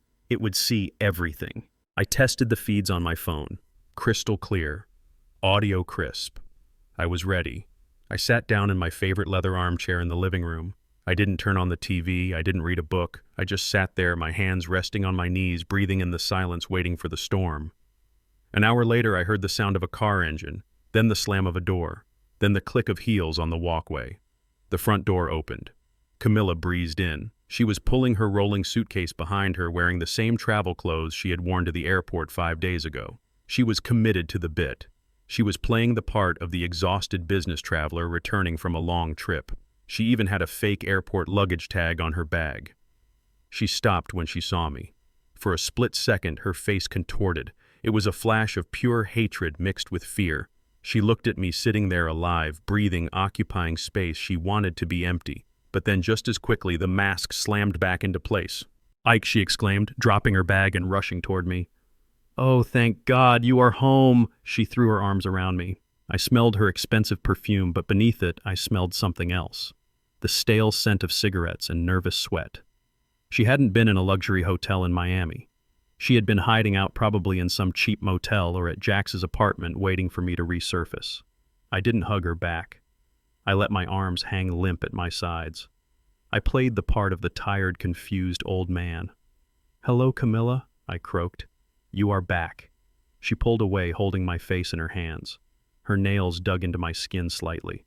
I was so worried about you, she said, her eyes wide and searching. You just disappeared. You went to the lake. You never go to the lake. Why did you do that, Ike? I coughed a dry, rattling cough that shook my chest. I practiced it in the mirror. I don't know, I said, looking away, avoiding her gaze, not out of shame, but to hide the fire in my eyes. I felt strange, Camilla. That night after you left, the house felt haunted. I felt like I was being watched. I couldn't sleep. Her eyes narrowed. Haunted. Watched.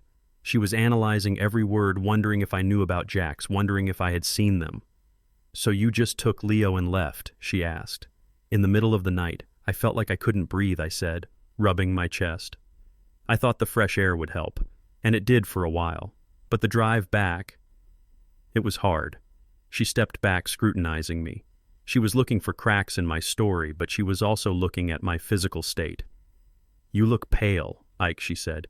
You look terrible. I forced a weak smile. Thanks, honey. Just what a man wants to hear. How was Miami? I asked, shifting the focus. Did the conference go well? She didn't even blink. Oh, it was exhausting. She lied, smooth as silk. Seminars all day, networking all night. The weather was awful, just rain, rain, rain. I barely left the hotel. I missed you so much. Lies. All lies. All wow. I knew for a fact it had been sunny in Miami yesterday because I checked. But she didn't know that. She was building her alibi brick by brick, unaware that I had already dynamited the foundation. I missed you too, I said, the words tasting like ash in my mouth. She walked over to the kitchen and poured herself a glass of water. I watched her on the screen of my phone, which was resting on my lap, hidden by the newspaper. The camera under the island caught her expression when she turned her back to me. She closed her eyes and let out a long, silent scream of frustration. She clenched her fist and hit the counter softly. She was furious that I was alive. She was furious that she had to keep playing this game. She composed herself and turned back around, a bright, fake smile plastered on her face. Well, we are both home now, she said, safe and sound. Where is Leo? He is at a sleepover, I said. Marcus took him. He wanted to play with his cousins. I thought it would be good for him to have some fun. I am not up to handling an 8-year-old right now, Camilla. Good, she said, and I saw the relief wash over her. She didn't want Leo here. Leo was a complication. Leo was a witness. She walked back into the living room. So what now, she asked. Are you hungry? Should I make dinner? The thought of her cooking turned my stomach. No, I said quickly. I am not hungry. I just want to sit here. I paused. It was time to deploy the bait. I leaned forward, gripping the armrests of the chair. I grimaced, squeezing my eyes shut and letting out a sharp groan of pain. Ike, she asked, stepping closer but not rushing. What is it? My chest, I gasped. It feels tight, like a band of iron. I rubbed my left arm, and my arm is tingling. Camilla stood very still. She didn't run to get my pills. She didn't reach for her phone to call 911. She just watched. Her eyes went flat and cold like a shark smelling blood in the water. Is it your heart? She asked softly. I think so. I wheezed. I think I overdid it with the camping, the stress, sleeping in the truck. I am too old for this, Camilla. You were right. I am just a weak old man. I slumped back in the chair, letting my mouth hang open slightly, breathing in shallow, ragged gasps. She took a step closer. She was inspecting me. She was checking to see if this was it, if nature was finally doing the dirty work for her so she wouldn't have to use Jax again. Do you need your medication? She asked. Yes, I whispered. Please. The nitro. It is upstairs. She didn't move. She stood there for 5 seconds. 10 seconds. Ike, she said, her voice devoid of emotion. Are you sure you want the medication? Maybe you just need to rest. Maybe you should just close your eyes." I looked at her through my half-closed eyelids. She was practically vibrating with anticipation. She wanted me to die right here in this chair. She wanted my heart to stop so she could inherit $5 million and pay off her lover's gambling debts. "Please, Camilla," I begged, playing the part of the helpless victim. "It hurts." She sighed, a sound of dramatic inconvenience. "All right," she said. "I will go get it. Don't move." She turned and walked toward the stairs. She didn't run. She walked slowly, deliberately, taking her time. Every second she wasted was a second closer to my potential death. As she walked up the stairs, I pulled out my phone. I switched the feed to the bedroom camera. I saw her enter the room. She didn't go to the nightstand. She went to the window and looked out, checking the driveway, checking the street, making sure we were alone. Then she walked to the mirror and fixed her hair. She looked at herself and smiled. It was a cruel, triumphant smile. She picked up the pill bottle. She shook it. Then she put it back down. She waited. She was giving it time. She was giving the heart attack time to do its work. I watched her on the tiny screen, my blood boiling. This was the woman I had married. This was the mother of my child. She was standing upstairs waiting for me to die while I sat downstairs watching her wait. It was the coldest thing I had ever seen. After 2 minutes, she picked up the bottle again and started coming down the stairs. I quickly hid the phone. I slumped to the side, my head lolling against the back of the chair. I made my breathing sound wet and difficult. She came into the living room. "Here," she said, holding out the bottle but not opening it. "Here are your pills, Ike. Can you open it?" My hands are wet. She knew my hands were shaking. She knew I was weak. She was taunting me. I reached out my hand, trembling violently. I fumbled with the bottle. I dropped it. It rolled across the floor under the sofa. "Oh, clumsy," she tutted. She didn't bend down to pick it up. "I guess you will have to wait," she said. I looked up at her. "Camilla," I rasped. "Help me." She looked down at me, her blue eyes shining with a terrible light. It was hope, pure dark hope. She was imagining the funeral. She was imagining the reading of the will. She was imagining the life she would have with Jax on my money. "You know, Ike," she said softly, crossing her arms. "Maybe this is for the best. You are tired, aren't you? You have worked so hard your whole life. Maybe it is time to just let go." She leaned in close, her face inches from mine. "Just let go, Ike. Stop fighting. No one is coming to save you." She thought she was whispering to a dying man. She didn't know she was whispering into a microphone that was recording every syllable of her cruelty. She didn't know she was confessing her intent to let me die. I closed my eyes and let out a long, shuddering breath, feigning unconsciousness. I heard her straighten up. I felt her lean over and check my pulse. Her fingers were cold. She waited. Then she pulled away. Finally, she whispered. She walked away from me. She walked into the kitchen. I heard the beep of her phone. She was making a call. "Jax," she said, her voice low and urgent. "Get over here. I think it is happening. The old man is checking out. No, I didn't have to hit him."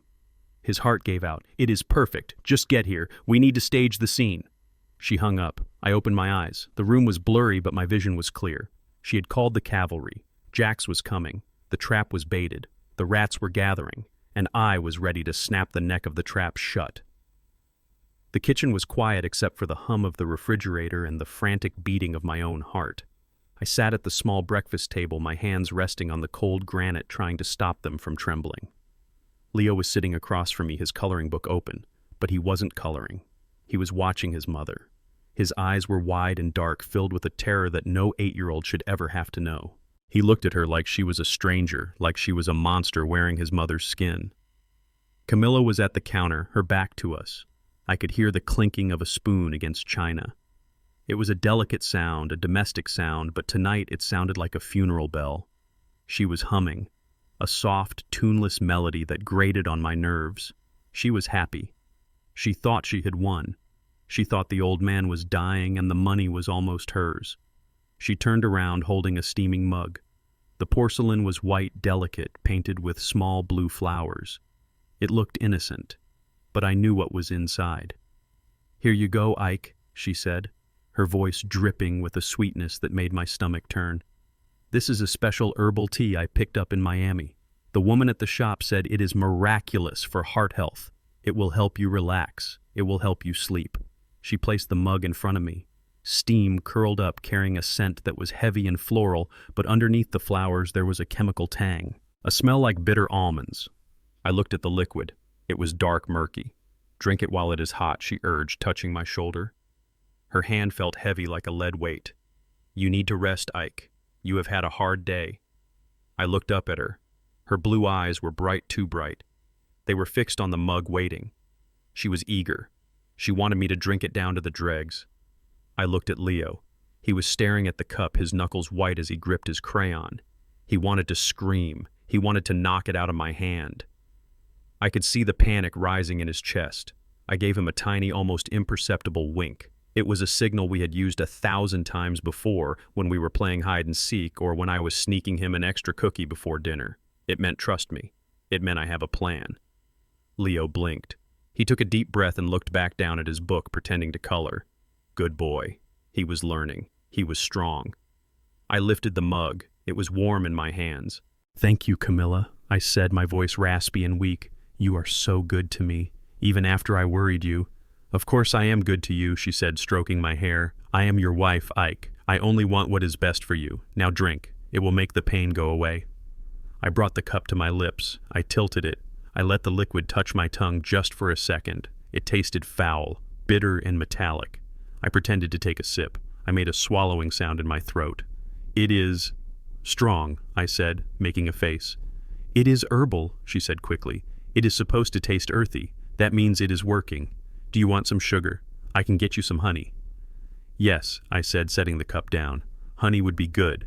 It is very bitter. I will get it," she said. She turned around to walk to the pantry, which was on the other side of the kitchen. It was only 5 steps. 5 steps where her back would be turned. 5 steps to save my life. The second she turned, I moved. I didn't move like an old man. I moved with the speed of a man who had caught rivets on high steel beams. There was a large potted ficus tree in the corner of the breakfast nook right next to my chair. It was a plant Camilla had bought years ago and then neglected. I grabbed the mug and dumped the contents into the soil of the plant. The dark liquid disappeared instantly into the dry dirt. I put the empty mug back on the table just as Camilla turned around with a plastic bear of honey. I wiped my mouth with the back of my hand. "I managed to get most of it down," I said, coughing slightly. "I don't think I need the honey. It is already settling." She stopped. She looked at the empty cup. Then she looked at me. A smile spread across her face. A genuine smile this time, but it was the smile of a predator who sees the trap snap shut. "Good boy," she said, putting the honey down. "That is a very good boy, Ike. You will feel better in no time." She picked up the cup and took it to the sink. She rinsed it out immediately, washing away the evidence. She was thorough. She was careful. "Go upstairs, Ike," she said, drying her hands. "Go lie down. The medicine works faster if you are resting." I nodded. I stood up slowly, gripping the edge of the table for support. I let my legs tremble. I let my shoulders slump. "Come say good night to your father, Leo," she said to our son. Leo jumped up. He ran to me and wrapped his arms around my waist, burying his face in my stomach. "Good night, Dad," he whispered fiercely. "Good night, son," I whispered back. "I love you. Stay in your room. Don't come out, no matter what you hear." I pulled away from him. I looked at Camilla. "I am going to lay down," I said. "I feel tired already." "It is the tea," she said. "Go on. I will be up in a minute to check on you." I walked out of the kitchen. I climbed the stairs, my hand heavy on the banister. Every step was a performance. I dragged my feet. I stumbled on the landing. I went into the master bedroom. The room where I had slept for 10 years. The room where Jax had swung his bat just last night. I sat on the edge of the bed. I kicked off my boots. I lay back on the pillows. Now the real acting began. I waited 5 minutes. Then I started to groan.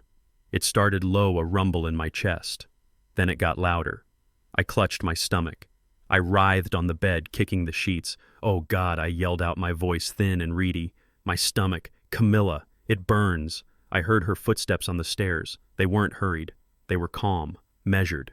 She appeared in the doorway. She was leaning against the frame, her arms crossed over her chest. She wasn't rushing to my side. She wasn't calling 911. She was watching. "Camilla." I gasped, reaching a hand out toward her. "Help me. Something is wrong. My heart. It is beating too fast." She just stared. Her face was a mask of cold indifference. She looked at her watch, a diamond-encrusted Rolex I had bought her for our 5th anniversary. "It takes about 20 minutes usually," she said softly as if she were reciting a recipe. "The dizziness comes first, then the cramps, then the heart stops. It is supposed to be painless, but maybe the internet was wrong." She wasn't even pretending anymore. There was no one else in the room, no witnesses, just the dying old man and his widow. Why I wheezed, squeezing my eyes shut, tears of fake pain and real sorrow leaking out. Why Camilla? I gave you everything. You gave me a cage. She spat, her voice suddenly venomous. You gave me a golden cage, Ike. I am 35 years old. I am beautiful. I am vibrant. And I am stuck here changing your diapers and listening to your old war stories about the construction business. I am bored, Ike. I am so bored. She walked into the room, but she stopped at the foot of the bed. And I met someone, she said, a cruel smile playing on her lips. Someone who makes me feel alive. Someone who is strong, young. But he has debts, Ike. Bad debts. And you? You have so much money, more money than you need. You are just sitting on it like a dragon. It is selfish, really. She checked her watch again. Jax is on his way, she said. He is 5 minutes out. He was going to finish the job last night, but you disappeared. You got lucky. But luck runs out. She looked at me writhing on the bed. If the poison doesn't finish you, he will. We are going to open that safe, Ike. We are going to take the cash. We are going to take the bonds. And tomorrow I will be the grieving widow. I will cry at your funeral. I will look beautiful in black. I let out a long, shuddering groan and went limp. My hand fell off the side of the bed. I stopped moving. I held my breath. Camilla took a step closer. She tilted her head, observing me like a science experiment. Finally, she whispered. She didn't check my pulse. She didn't try CPR. She turned her back on me. She walked to the window and looked out at the driveway, waiting for her lover's headlights. She thought it was over. She thought I was a corpse. But I was watching her through the slit of my eyelids. I was breathing shallow, silent breaths. My hand was hanging off the bed, inches from the hidden button I had taped to the side of the nightstand earlier today. The silent alarm button connected to the security system Marcus had installed. But I didn't press it yet. Not yet. I needed Jax. I needed them both in the room. I needed them to think they had won. I heard the rumble of an engine outside. The black muscle car. He is here, Camilla said to the empty room. She turned back to look at my body one last time. Goodbye, old man, she said. Thanks for the money. She walked out of the room to let him in. I lay there, my heart pounding against the mattress. The adrenaline was washing away the fatigue. I wasn't sick. I wasn't dying. I was fully awake. And I was ready to rise from the dead. I lay on the bed, my body a heavy stone statue carved from silence and discipline.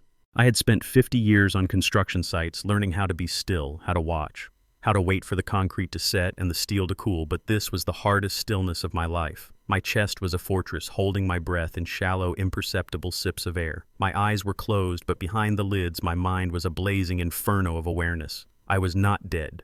I was not even asleep. I was a coiled spring waiting for the moment to snap. The front door slammed downstairs. It was a heavy sound, the sound of an invasion. Heavy boots thudded against the hardwood floor, running up the stairs, taking them two at a time. The vibration traveled through the floorboards and up into the bed frame, rattling my teeth. Jax was coming. The hyena had arrived to pick the bones of the lion. I heard Camilla's voice, first sharp and breathless, from the hallway. In here, Jax. Hurry. Jax burst into the room. I felt his presence before I heard him. He brought a smell with him, a mixture of stale tobacco, cheap musk, and the metallic tang of adrenaline. He stopped at the foot of the bed. I could feel his eyes on me. I could feel the heat of his body, the erratic energy of a man who knows he has crossed a line he can never uncross. Is he done? Jax asked, his voice rough. He is gone, Camilla said, and her voice was so cold it could have frozen the air in the room. I checked his pulse. Nothing. The tea worked fast. He didn't even fight it. He just gave up. She was lying, of course. She hadn't checked a pulse she had just assumed. She wanted me dead so badly that she had hallucinated my demise. Jax walked around the side of the bed. I felt the mattress dip as he leaned over me. His hand, rough and calloused, grabbed my jaw. He shook my head side to side. My neck remained loose, my muscles completely relaxed, a trick I learned from a stuntman on a movie set I built in the 80s. Dead as a doornail, Jax grunted, letting my head drop back onto the pillow. He laughed, a short, nervous bark of a laugh. We did it, babe. We actually did it. The old man is history. Camilla laughed too, but hers was high and giddy. I told you, Jax. I told you I could handle it. Now stop staring at the corpse. We have work to do. We need to find the deeds. We need the bearer bonds. I lay there listening to them talk about my life as if it were a garage sale. They didn't cover my face. They didn't show an ounce of respect. They just turned away from the body and focused on the loot. The safe, I heard Jax say. Where is the safe? Behind the painting, Camilla said. The portrait of his mother. God, I hate that painting. It stares at me. I heard the sound of canvas scraping against the wall as they ripped the portrait of my mother down. It hit the floor with a crash. My blood boiled. That painting was 60 years old. It was the only thing I had left of the woman who raised me in a one-room shack. What is the combination, Jax demanded? Camilla rattled off the numbers. Her birthday. Of course. I had made the combination her birthday because I was a sentimental old fool. I had changed the digital code remotely 2 days ago using the app Marcus installed on my phone, but the mechanical dial. The mechanical dial was still the same. I heard the spinning of the tumbler. Left, right, left, click. The heavy steel door swung open. Jackpot Jax whispered. I heard the rustling of papers. I heard the snapping of rubber bands. They were pulling everything out. The land deeds for the commercial properties downtown, the stock certificates, the cash I kept on hand for emergencies, about $50,000 in crisp hundreds. Look at this, Jax said, his voice trembling with greed. This is the deed to the lake house. And this. Holy smoke, Camilla. These are government bonds. This is millions right here. Put it in the bag, Camilla ordered, her voice sharp with authority. Don't count it now, you idiot. Just bag it. We need to make this look like a robbery. Take the jewelry, too. Take his watch. The Patek Philippe on the nightstand. I felt Jax's hand on my wrist, fumbling with the clasp of my watch. He yanked it off, scratching my skin. Nice watch, old man, he muttered. Too bad you can't tell time in hell. I wanted to open my eyes. I wanted to wrap my hands around his throat and squeeze until his eyes popped. But I held on. I needed more. I needed the full confession. I needed them to hang themselves with their own words. They ransacked the room. I heard drawers being pulled out and dumped on the floor. I heard my clothes being ripped from the closet. They were staging the scene, making it look like a violent break-in. We need to break the window downstairs, Jax said, panting with exertion. And the back door. We need to make it look like they forced entry. Do that on the way out, Camilla said. First, we secure the bag. And Jax, the insurance policy, did you find the hard copy? Yeah, it is right here, Jax said, rustling a thick envelope. $5 million. Double for accidental. We are rich, babe. We are set for life. They kissed. I heard the wet, smacking sound of their lips. It was the most disgusting sound I had ever heard. My wife kissing my murderer over my dead body. Then the room went quiet for a second. The frenzy of the looting paused. So what now, Jax asked. We got the money. We got the papers. The old man is dead. We trash the place and leave, right? Yes, Camilla said. But there is one loose end. My heart stopped beating for real this time. I knew what was coming. I knew who the loose end was. The kid, Jax said. The boy. Leo. He is in his room, Camilla said. He is asleep. Or he is hiding. It doesn't matter. What are we going to do with him? Jax asked. We can't just leave him here with a dead body. Why not? Camilla replied, her voice devoid of any maternal instinct. It will make the story better. The poor traumatized son finding his father. It will sell the burglary angle. But afterwards, Jax pressed. You are the widow. You get custody. I don't want a kid, Camilla. Especially not his kid. I am not playing daddy to some brat. Camilla sighed, the sound of someone discussing a piece of unwanted furniture. Don't worry, Jax. I have already thought about it. I am not keeping him. I felt a tear leak from my closed eye, sliding hot down my temple into my ear. So what then? Jax asked. I'm going to send him away, Camilla said. There is a military school in Alabama, a cheap one, for troubled youth. I have the brochure in my office. I will tell the social workers he is acting out, that he is violent because of his father's death. They will sign him over in a heartbeat. Military school. Jax laughed. That is cold. Or maybe an orphanage, Camilla mused, tapping her chin. I could hear the click of her nails. State care. Let him be a ward of the state. I don't care, Jax. I really don't care. She paused, and then she said the words that would burn in my soul forever. I don't want to raise him. I never did. Every time I look at him, I see Ike. I see that old black man's face. I want a fresh start, Jax. I want beautiful babies. Blonde babies. Not that. Not that. She called our son that. My hands clenched into fists under the sheet. The rage was no longer cold. It was a nuclear fire. She had crossed the line from criminal to monster. She had insulted my race, she had rejected her own blood, and she had condemned an innocent 8-year-old boy to a life of misery just so she could be free. She didn't know. She didn't know that under the bed directly beneath where she was standing was a small plastic walkie-talkie, a Spider-Man walkie-talkie. And she didn't know that the other unit was in Leo's hand in his bedroom down the hall. I had given it to him before I sent him to his room. I told him, son, if you get scared, you listen. If you hear my voice, you know I am okay. But I need you to be brave. I need you to be a witness. He was listening. He was hearing his mother throw him away like garbage. He was hearing her call him that. The pain he must be feeling was unimaginable, but that pain would be the fuel for his survival. He would know the truth. He would never wonder if his mother loved him. He would know she didn't. And that knowledge, as brutal as it was, would set him free from her. All right, Jax said. Orphanage it is. Let's get out of here. This place gives me the creeps. One more thing, Camilla said. She walked back to the bed. I felt her presence looming over me. Hit him, Jax. What Jax asked. Hit him with the bat, she said. In the head. Just once. To make sure. And to make it look like a struggle. The police need to see blunt force trauma. Poison is too clean. They might investigate poison. But a smashed skull, that is a robbery. I tensed every muscle in my body. This was it, the moment of truth. You want me to hit a dead body? Jax asked, sounding disgusted. Just do it, Camilla snapped. Do it and let's go. I heard Jax shift his weight. I heard the bat whistle through the air as he lifted it. I couldn't wait anymore. If he swung that bat, I was dead. I opened my eyes. Jax was standing over me, the bat raised high, his muscles bunched to deliver a killing blow. Camilla was standing next to him, her arms crossed, a look of impatient expectancy on her face.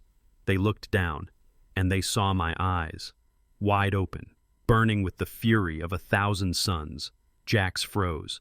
The bat hovered in the air. His mouth fell open. He looked like he had seen a demon rise from the pit of hell. Camilla screamed. It was a short, sharp sound of pure terror. I didn't speak. I didn't shout. I moved. My hand, which had been hovering over the side of the bed, slammed down onto the silent alarm button I had taped to the nightstand frame. And then I sat up. I sat up like Lazarus rising from the tomb, but Lazarus didn't come back with a tire iron. I pulled the iron bar from under the sheets. Hello, Jax, I said, my voice booming in the sudden silence. The bat fell from Jax's hands. It clattered to the floor, rolling away. He stumbled back, tripping over his own feet. He is alive, Jax stuttered, pointing a shaking finger at me. You said he was dead. Camilla was backing away, her hands over her mouth, her eyes bulging. She was shaking her head violently, denying the reality that was standing in front of her. No, she whispered. No. You drank the tea. I saw you. I stood up from the bed. I stood to my full height of 6'2". I wasn't an old man anymore. I was a mountain. I didn't drink the tea, Camilla, I roared. I watered the plant. I took a step towards them, swinging the tire iron loosely at my side, and I heard everything I said. I heard about the money, I heard about the debts, and I heard what you said about my son. Camilla hit the wall. She was trapped. Jax was looking at the door, looking for a way to run.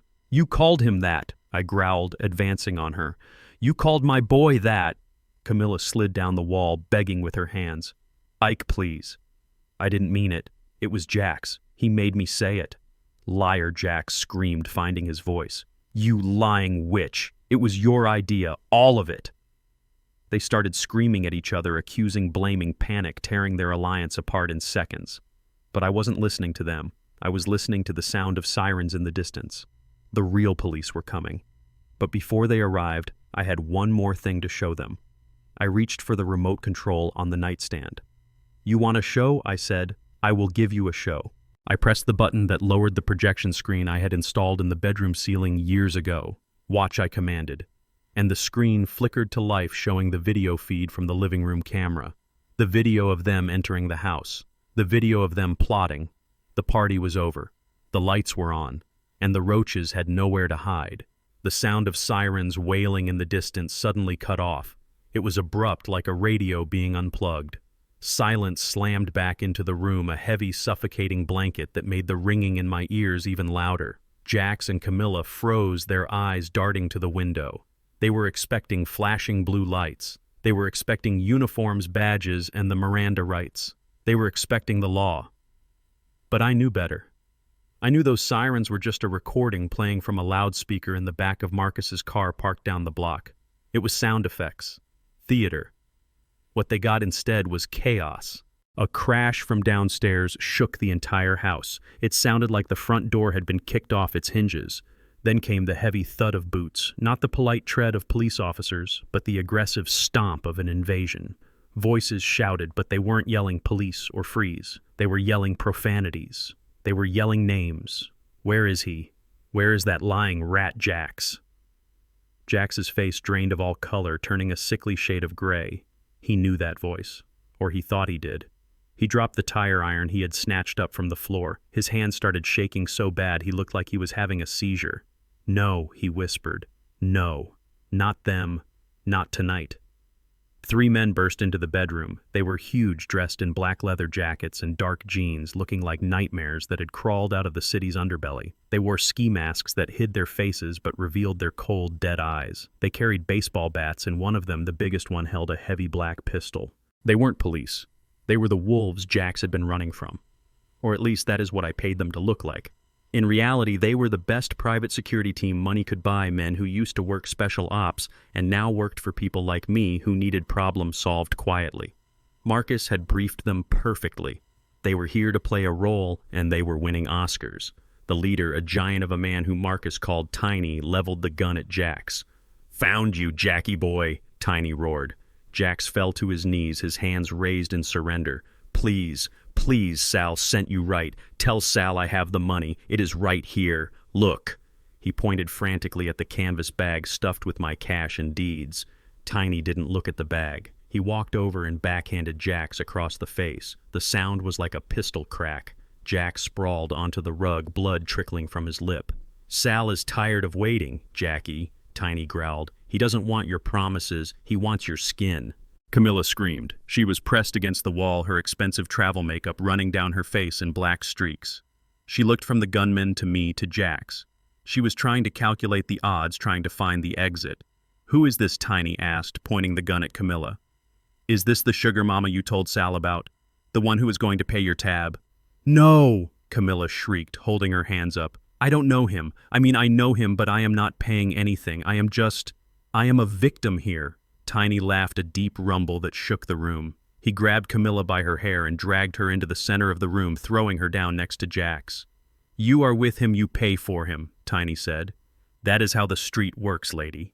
I stood by the bed, still holding my tire iron, my heart pounding with a mixture of adrenaline and dark satisfaction. The security team ignored me completely, just as I had instructed. To them, I was part of the furniture, a witness to be dealt with later. This was about Jax. This was about the debt. I watched as my wife, the woman who had shared my bed, who had promised to love me until death do us part, scrambled away from her lover like he was diseased. "Get away from me," she hissed at Jax, kicking at him with her heels. "You brought them here, you idiot. You told them where I live." "I didn't." Jax cried, wiping blood from his mouth. "They must have followed me. Baby, please, you have to help me. Give them the money from the bag." Camilla looked at the bag. Then she looked at the gun in Tiny's hand. "Take it," she yelled at Tiny, pointing at the loot. "Take the money. It is $50,000. Just take it and leave." Tiny walked over to the bag. He kicked it over, spilling the cash and the papers onto the floor. He looked at it with disdain. "50 grand, he scoffed. "You owe Sal 200, Jackie, plus interest. This is a down payment. It is not enough to save your legs," he signaled to the other 2 men. They moved forward, grabbing Jax and Camilla. They produced zip ties. Within seconds, my wife and her lover were bound, hand and foot, kneeling on my bedroom floor like prisoners of war. I stayed silent, watching.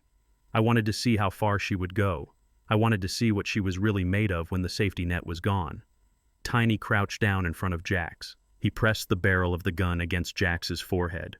"You have two choices," Jackie Tiny said softly. "You pay me the full 200 right now, or I take it out in trade. And since you don't have the cash, I guess I have to take something else." He moved the gun. He pointed it at Camilla. "She is pretty," Tiny said. "Sal likes pretty things. Maybe we take her. Maybe we sell her off to pay your debt. She looks like she is worth a few bucks." Camilla's eyes bulged. She let out a sound, a high-pitched keen of pure terror.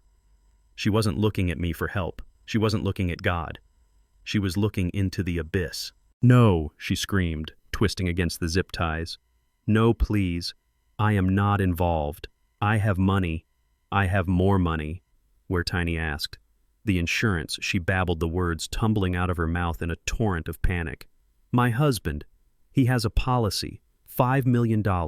It is coming. I just need a few days. Please, just wait a few days." Tiny shook his head. "Sal doesn't wait. Sal wants blood tonight." He cocked the gun. The mechanical click echoed in the silent room. "One of you dies tonight," Tiny said. "Either you, Jackie, for being a lying thief, or her for being your collateral. You choose Jackie." Jax looked at Camilla. I saw the calculation in his eyes. I saw the love, if it ever existed, evaporate like mist in the sun. He didn't want to die. He was a coward, a bully, and bullies always fold. Her Jax whispered, tears streaming down his face. "Take her. Kill her. Just let me go." Camilla gasped. She looked at Jax with an expression of absolute betrayal. The man she had killed for. The man she was going to run away with. He had just sold her out to save his own skin.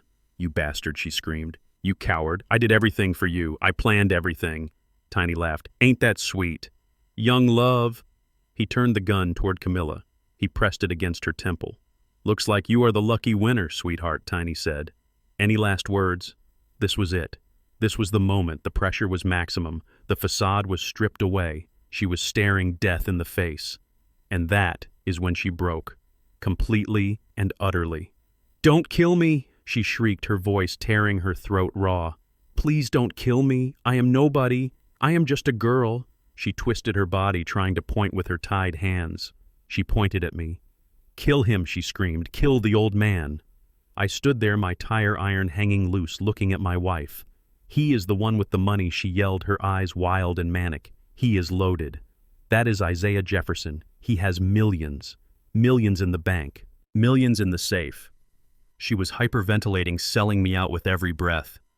"Look at him," she pleaded with the gunman. "He is old. He is going to die soon anyway. He has lived his life. I have my whole life ahead of me. Don't waste a bullet on me. Kill him." She was bargaining. She was trading my life for hers, without a second of hesitation. "He has a safe downstairs," she babbled. "A hidden safe. I can give you the combination. There are diamonds, gold. Just kill him and take it all. I won't say a word. I swear. I will tell the police it was a burglary. I will cover for you. Just kill him." I felt a coldness settle in my chest that was deeper than the grave. I had suspected she was greedy. I had known she was plotting. But hearing her beg a stranger to put a bullet in my head so she could live, it destroyed the last fragment of the man I used to be. The Isaiah who loved her died in that moment. The Ike who built skyscrapers and families turned to dust. All that was left was the judge. Tiny looked at me. I saw the flicker of disgust in his eyes behind the mask. Even he, a man paid to play a villain, was repulsed by her. He looked back at Camilla. "You would trade your husband for your life?" Tiny asked. "Yes," she screamed. "Yes, do it. Do it now. Shoot him." She was looking at me now. Her eyes were pleading, but not for forgiveness. She was pleading with me to die. She was looking at me with pure hatred, wishing I would just stop breathing so she could survive. "I am sorry, Ike," she sobbed, but it wasn't an apology. "It is just business. You understand business, right? You are old. It is my turn." She turned back to Tiny. "Please, just pull the trigger. He is right there. He is standing right there. Why aren't you shooting him?" Tiny lowered the gun. He didn't shoot. He didn't move. The room fell silent. The only sound was Camilla's ragged breathing and Jax's soft weeping. She looked confused. She didn't understand why I wasn't dead yet. She didn't understand why the gangster was looking at me waiting for a signal. Then she saw it. She saw Tiny give me a barely perceptible nod, a nod of respect, a nod of deferral. She looked at me, really looked at me. I wasn't cowering. I wasn't begging. I was standing tall, holding my tire iron like a scepter. My face was calm, my eyes were dry, and slowly the realization began to dawn on her. The horror of the truth began to creep into her eyes, replacing the fear of death. "Ike," she whispered, her voice trembling. Why aren't they shooting you?" I took a step forward. My boots echoed on the floorboards. "Because, Camilla," I said, my voice low and steady, filling the room, "they don't work for Sal." I walked over to Tiny. I reached out and patted him on the shoulder. "Good job, Marcus," I said. Tiny reached up and pulled off his ski mask. It wasn't a stranger. It was the head of my security detail, a man who had worked for me for 20 years.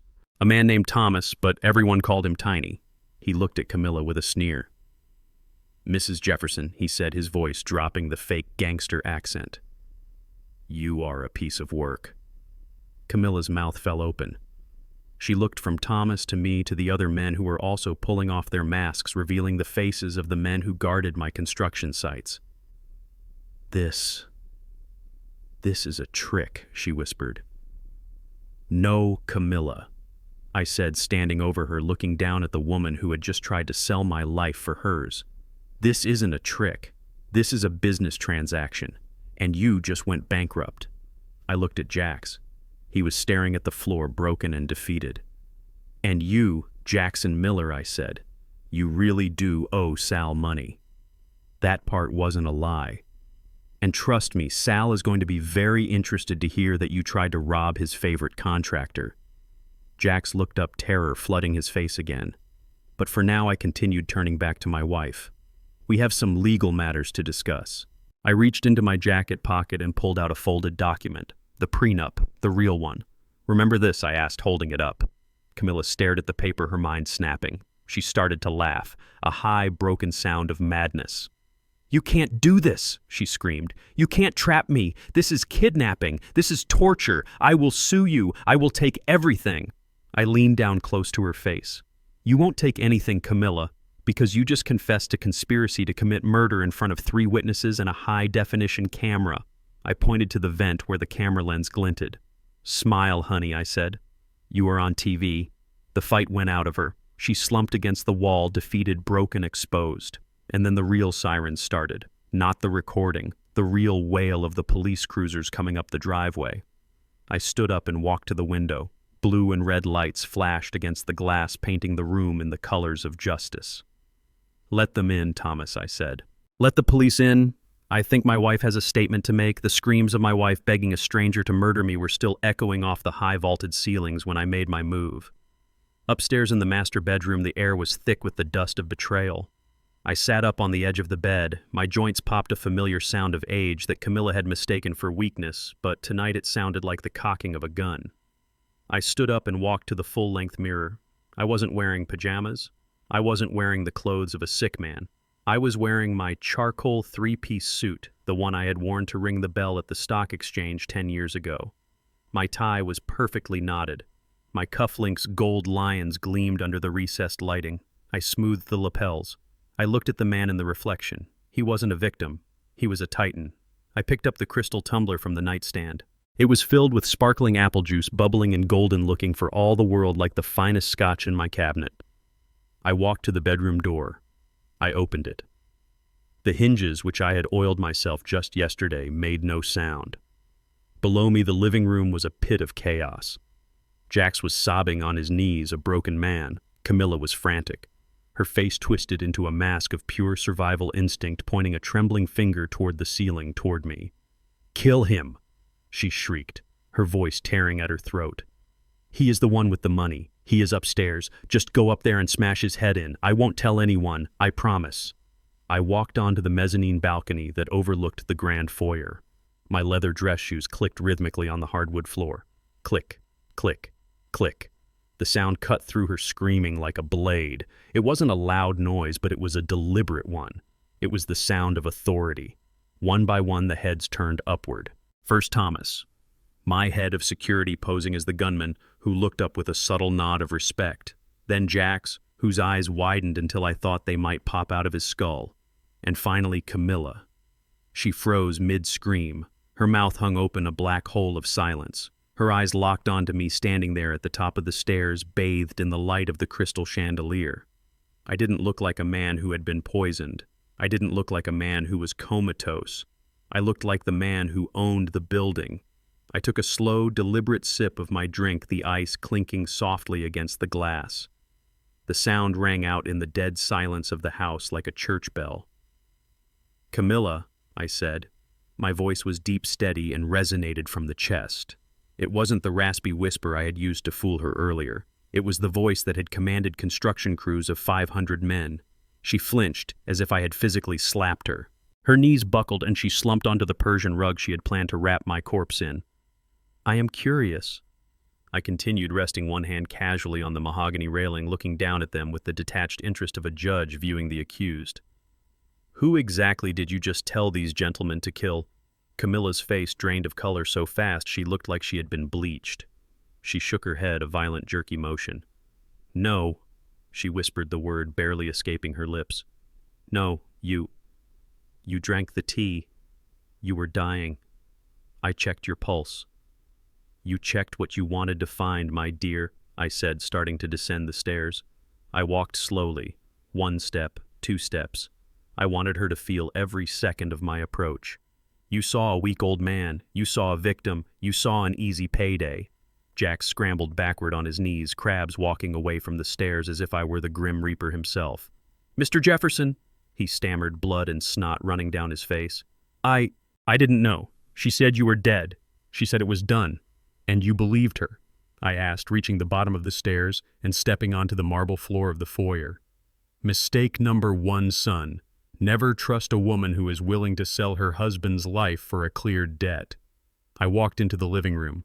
The gangsters parted ways, allowing me to pass, lowering their weapons slightly. I stopped right in front of Camilla.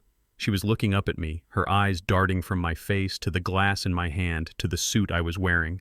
Her brain was trying to process the impossibility of what she was seeing. The ghost had walked down the stairs, and he was better dressed than she was. "Ike," she choked out. Are you real?" "I am as real as the prison cell you are going to rot in," I said coldly. I took another sip of my drink, savoring the sweetness of the apple juice and the bitterness of her terror. "You thought you were playing a game, Camilla," I said, leaning down so my face was level with hers. "You thought you were the director of this little play. You wrote the script. You cast the actors, the poisoned husband, the brutal lover, the grieving widow." I gestured around the room with my glass. "But you forgot one thing. I built the theater." This is a trap," she whispered, looking at Thomas, then back at me. "These men, they aren't Sal's men. Sal," I laughed, a dry, harsh sound. "Sal is a 2-bit bookie on the south side.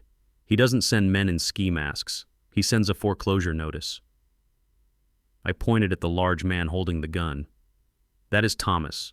He has been my head of site security for 20 years. He has protected my assets from riot strikes and thieves much smarter than you." Camilla looked at Thomas. He pulled off his ski mask, revealing a stern face she had seen a dozen times at company picnics. "Hello, Mrs. Jefferson," Thomas said, his voice flat. Camilla let out a wail of pure despair. She realized then that there was no negotiation. There was no way out. She hadn't just been caught. She had been played. "You knew," she sobbed, grabbing the hem of my trousers. "You knew the whole time. The trip, the tea, the bat. I knew," I confirmed, pulling my leg away from her touch. "I listened to you plotting my death while I sat in a truck 2 streets away. I watched you poison my drink, and I heard you," my voice dropped an octave, becoming dangerous. "I heard you call our son that." She flinched, shrinking away from the fire in my eyes. "That was the mistake, Camilla. You can try to kill me. I'm an old man. I've lived my life, but when you threaten my boy, when you plan to throw him away like trash." I straightened up, towering over her. "That is when you stop being my wife and start being my target." Jax was weeping openly now, his face buried in his hands. "Please," he moaned. "I just want to go home." "You are going to a new home, son," I said. "State penitentiary. I hear the gym facilities are excellent." I turned to Thomas. "Open the front door, Thomas. The real police are waiting at the gate. Let's not keep them waiting." Thomas nodded and moved to the door. Camilla stared at me, her eyes hollow. The fight was gone. The arrogance was gone. All that was left was the ruin of a woman who had gambled everything on a pair of dice that were loaded against her from the start. "Ike," she whispered. "I'm sorry." "No, you're not," I said, turning my back on her to pour my drink into the fireplace. "You're just caught." The silence in the room was heavy and thick like the air before a thunderstorm, but I held the remote control in my hand like a detonator. Thomas and his men stood back, their arms crossed their faces, impassive masks of stone, while Jax and Camilla huddled on the floor like shipwrecked survivors on a raft that was slowly sinking. I walked over to the large media console that dominated the south wall of the living room. It was an 80-inch screen, the kind I used to watch football games on with Leo, the kind I used to watch movies on with Camilla back when I thought she loved me. Now it was going to be the canvas for her destruction. I pressed the power button. The screen hummed to life, filling the room with a cold blue light that illuminated the terror in their eyes. "You wanted to be rich, Camilla," I said, my voice calm and steady. "You wanted a life of luxury and excitement. Well, sit back. I have prepared a special feature just for you." I navigated to the folder Marcus had helped me set up remotely. It was labeled simply Evidence. I clicked the first file. The video that appeared on the screen was grainy at first, night vision, green and gray, but the audio was crystal clear. It was from the camera I had hidden in the bookshelf yesterday, the one nestled between the legal encyclopedias. On the screen, the living room appeared. It was empty at first. Then the back door opened. 2 figures crept in. One was large and hulking. The other was slender and moved with a nervous energy. Jax and Camilla watched themselves enter the house on the screen. I saw Camilla flinch as she watched her digital self pull off her mask. "Look at that," I narrated, pointing at the screen with the remote. "Breaking and entering. Conspiracy to commit murder. And look who is leading the way." On the screen, the digital Camilla was whispering. "Is he asleep? He should be." I gave him the double dose. The real Camilla let out a strangled sob. She covered her face with her hands, trying to block out the sight of her own guilt, but the sound was everywhere. The surround sound system I had paid $10,000 for was now broadcasting her crimes in high fidelity. "No," she moaned, rocking back and forth. "Turn it off. Please turn it off." I didn't turn it off. I turned the volume up. On the screen, Jax was asking about the bat. "Use the bat," the digital Camilla hissed. "Smash his head in. Make sure he is gone, Jax." I looked down at the real Jax. He was staring at the screen, his mouth open, his eyes glazed over. He was watching himself agree to murder a man. He was watching his life end frame by frame.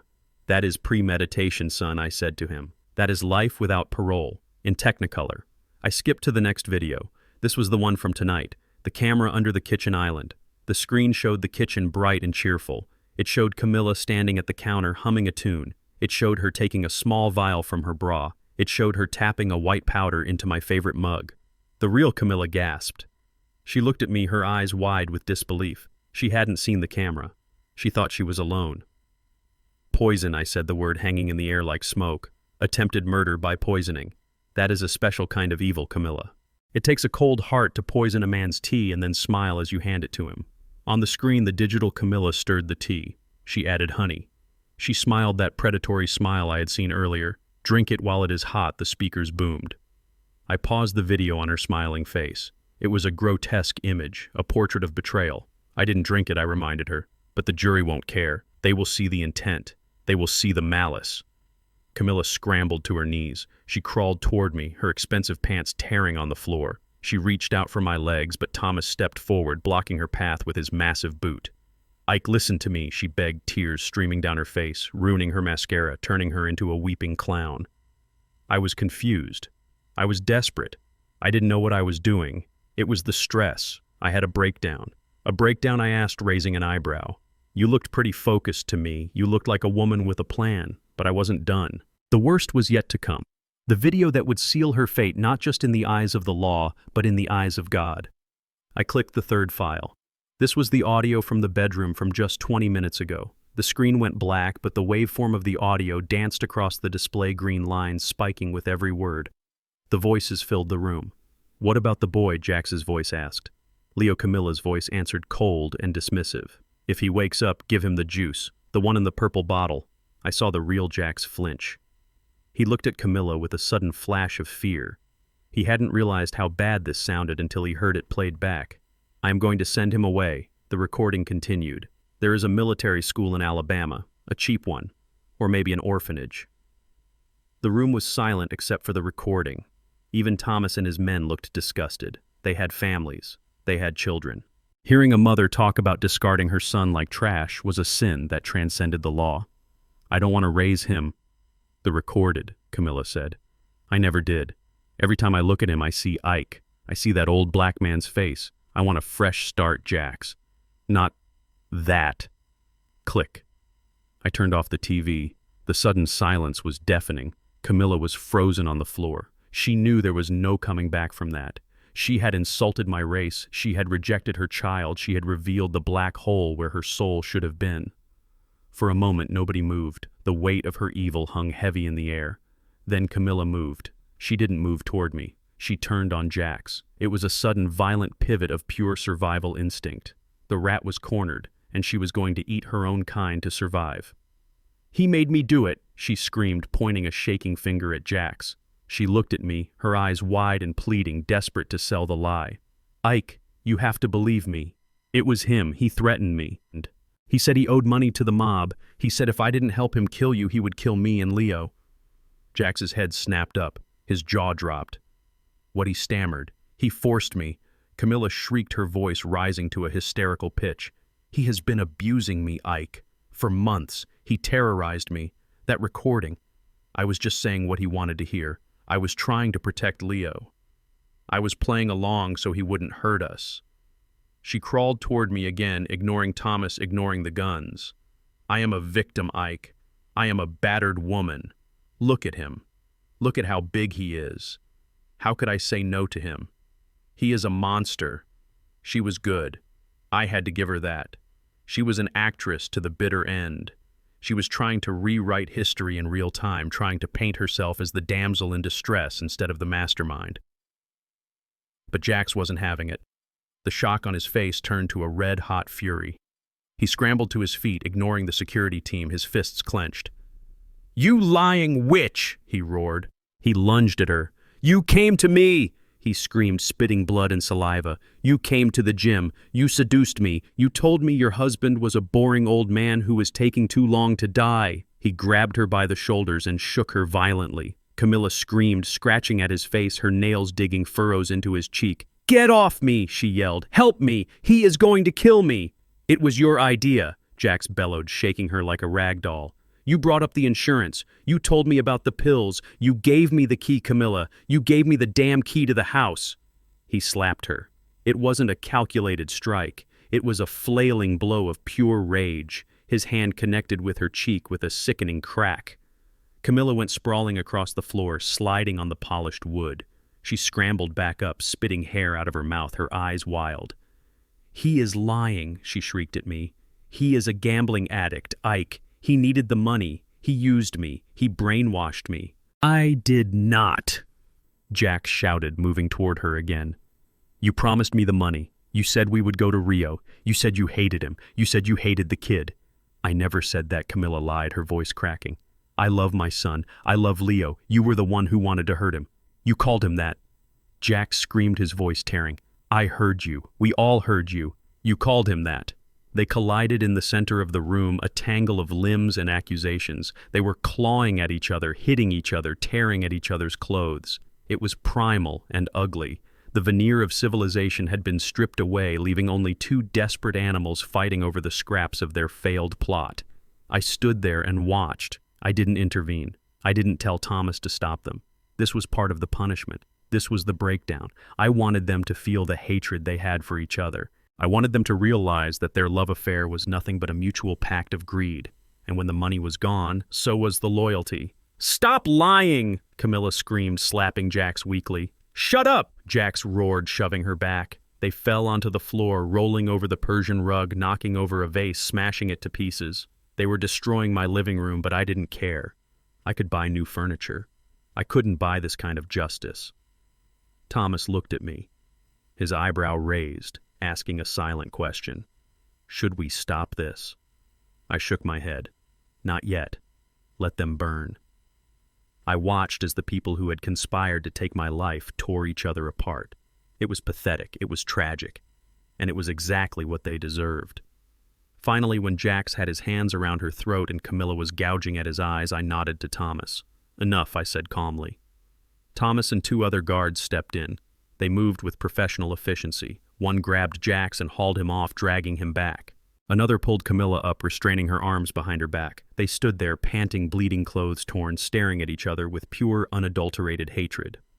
"Look at you," I said, my voice cutting through their heavy breathing. I walked between them, looking from one to the other. "Romeo and Juliet," I said dryly, although I think Shakespeare would have rewritten the ending if he had met you two. Camilla wheezed blood on her lip. "Please, he is crazy. You saw him attack me. That proves it." "It proves nothing, Camilla, except that there is no honor among thieves," I said. I looked at the screen where the video had frozen on her face, her lips mid-sentence condemning our son. "You tried to sell me out to a gunman," I said. "And now you are trying to sell him out to the police. You have no loyalty, Camilla. You have no heart. You are just a hollow shell looking for something to fill you up. But money can't fill a hole that big." I turned to Jax. "And you, son. You gambled, and you lost. You bet on the wrong horse. You thought because I was old I was weak. You thought you could walk into my house and take what I built." I stepped closer to him until I was inches from his face. "I have work boots older than you," I whispered. "I have survived recessions, strikes, and riots. Did you really think a gym rat with a bat could take me down?" Jax hung his head defeated. I walked back to the fireplace and picked up my glass of apple juice. I took a sip. "The show is over," I said. "The evidence is recorded, the confessions are taped, and the police are at the door." I pointed the remote at the TV and clicked it off. The screen went black, plunging the room back into the warm glow of the lamps. But the darkness in their hearts was still visible. "Get them out of my sight, Thomas," I said, turning my back on them. "I have to go check on my son."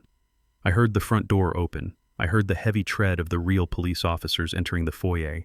I heard the click of handcuffs. But I didn't look back. I walked toward the kitchen, toward the phone, to call Marcus's sister to check on Leo. The nightmare was over.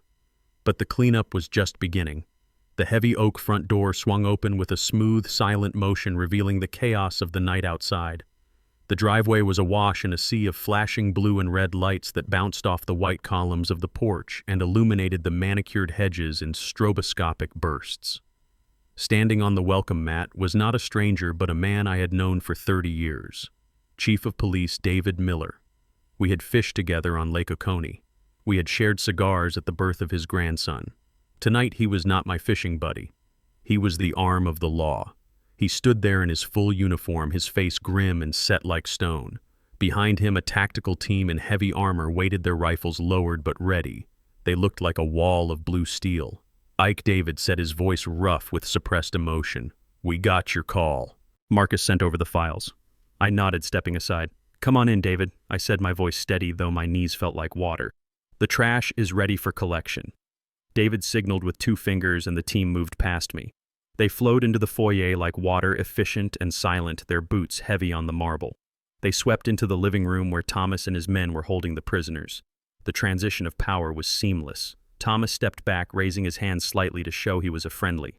The police officers moved in. "Police, get down on the ground." The shout was redundant. Jax and Camilla were already on the floor, broken and exhausted from their fight. But the officers didn't take chances.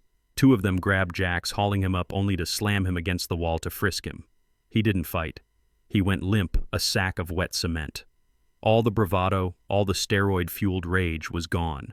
He was just a gambler who had lost his last chip. Camilla was a different story. Different. When the female officer grabbed her arm, she shrieked. It was a feral sound, the sound of a wild animal caught in a snare. "Get your hands off me," she screamed, twisting and kicking. "Do you know who I am? This is my house. I am the victim here. He kidnapped me." She pointed a shaking finger at me, her eyes wide and bloodshot. "Arrest him," she yelled. "He held us hostage. He has men with guns. David walked into the living room. He looked at Camilla with an expression of pure disgust. He didn't see a socialite. He didn't see a beauty queen. He saw a woman who had tried to murder his friend, Mrs. Jefferson. David said, his voice cutting through her hysterics. You have the right to remain silent, and I suggest you use it because every word you say is being recorded on my body camera. He nodded to the officer. Cuff her. The metallic click of the handcuffs ratcheting tight around her wrists was the sweetest sound I had heard all night. It was the sound of finality. It was the sound of the steel trap snapping shut. Camilla gasped as the cold metal bit into her skin. She looked down at her wrists as if she couldn't believe what was seeing. This wasn't supposed to happen to her. She was supposed to be the rich widow, not the prisoner. While they secured the suspects, a forensics team moved in. They were dressed in white jumpsuits carrying silver cases. I walked over to the breakfast nook and pointed to the corner. There, I said, the ficus tree. The lead technician walked over. He shone a high-intensity UV light onto the plant. The soil was still damp from where I had dumped the tea. But what was shocking was the plant itself. In the hour since I had poured the liquid, the leaves had started to curl. They were turning a sickly yellow-brown at the edges. The plant was dying. It was dying fast. The technician carefully took a sample of the soil and a sample of the leaves, placing them into sterile evidence bags. Whatever was in that cup was potent, he muttered, looking at me. It killed a tree in 60 minutes. It would have stopped your heart in 10. I looked at the dying plant. That should have been me. I should be the one curling up and turning gray. If not for Leo, if not for that whisper in the car, I would be a corpse cooling in the master bedroom. I felt a small hand slip into mine. I looked down. Leo was standing there. Marcus's sister had brought him back when the police secured the scene, just as I had asked. I didn't want him to see the violence, but I needed him to see the justice. I needed him to see that the monsters didn't win. He was wearing his pajamas, and his sneakers were untied. He looked at the police. He looked at the dying plant. Then he looked at his mother. Camilla was being marched toward the door by 2 officers. Her hair was a mess, her clothes were torn from her fight with Jax, and her mascara was running down her face in black tears. She looked broken. She stopped when she saw us. She saw me standing tall and alive, and she saw Leo holding my hand. For a second, I thought I might see regret. I thought the mother in her might finally surface and she would apologize to the boy she had planned to throw away. But I was wrong. The evil went to the bone. She lunged toward us, straining against the handcuffs, her face twisting into a mask of pure venom. You little rat, she screamed at Leo. You told him, didn't you? You little spy. I should have sent you away years ago. Leo didn't flinch. He didn't cry. He didn't hide behind my leg. He stood his ground, gripping my hand tighter, his knuckles white. He looked at her with a clarity that was wise beyond his years. He saw her for what she was. Not a mother, not a protector, just a bad person who was finally going away. Goodbye, Mom. Leo said, his voice soft but steady. Camilla let out a howl of rage. You ungrateful brat, she shrieked. You are nothing. You are just like him. You are just a bust. The officer shoved her forward, cutting off her hate speech. That is enough. Ma'am, keep walking. She turned her rage on me. She twisted her head back, her eyes burning with hate. You think you won, Ike, she yelled as they dragged her out the door. You think you are so smart. You are just a lonely old man. You will die alone. You hear me. You will rot in this big empty house. I watched her go. I watched the woman I had married, the woman I had built this life for, being hauled out into the night like common trash. I am not alone, Camilla, I said quietly, though she was already out of earshot. I looked down at Leo. He was looking up at me. His eyes were dry. The fear was gone, replaced by a calm relief. Did they get the bad guys, Dad? He asked. Yes, son, I said, squeezing his hand. We got them all. We walked out onto the front porch. The cool night air hit my face, cleansing the smell of betrayal from my nostrils. The driveway was a theater of justice. The neighbors had come out. They were standing in their driveways in bathrobes and slippers watching the spectacle. They whispered and pointed as Jax was shoved into the back of one cruiser and Camilla was pushed into another. Jax was weeping, his head bowed. He looked small now, deflated without his arrogance. Camilla was still fighting. She was kicking the window of the police car, screaming at the glass. screaming at the world that had dared to deny her what she wanted. David walked up to us on the porch. He took off his hat and wiped his forehead. "We have the video files from Marcus," David said. "We have the confession on tape. We have the poisoned plant. And we have the text messages on her phone. She was texting him from the other room, Ike. It is open and shut. Conspiracy. Attempted murder. Breaking and entering. Fraud." He looked at me, his eyes sad.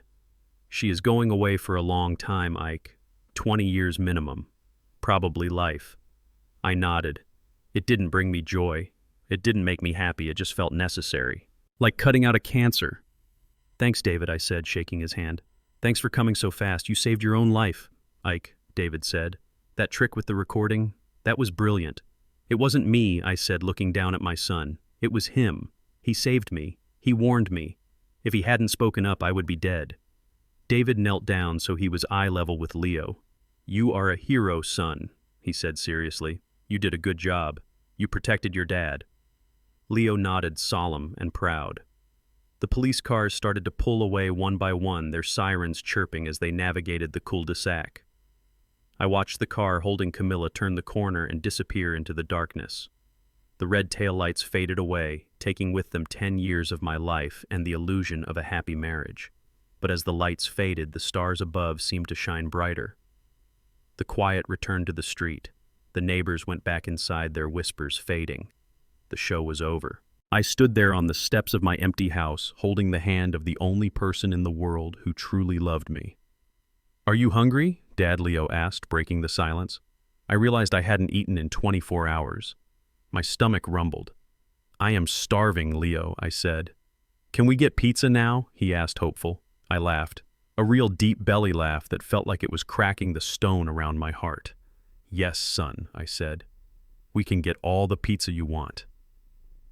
We walked to the SUV. I didn't look back at the house. It was just wood and brick. It wasn't my home anymore. My home was right here, walking next to me in light-up sneakers. We were survivors. We were damaged. But we were free. And as I started the engine, I knew that for the first time in a long time, I was going to sleep with both eyes closed.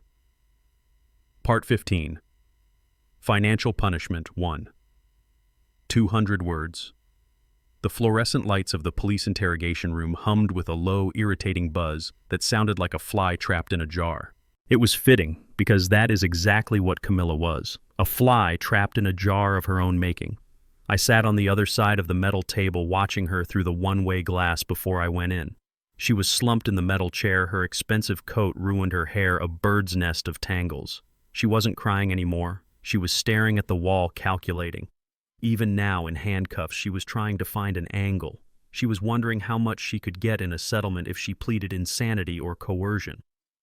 I pushed the door open. Marcus walked in with me carrying his briefcase like a weapon. Camilla's head snapped up. When she saw me, her eyes narrowed. "You," she spat, "you ruin everything." I sat down opposite her. I didn't say anything, I just placed my hands on the table. "I want my lawyer," she hissed. "I want a divorce. And I want half. I know my rights, Ike. California is a community property state. I get half the business, half the accounts, half the house. You can send me to jail, but I will be the richest inmate in the cell block." I looked at Marcus. He smiled. It was a cold, professional smile.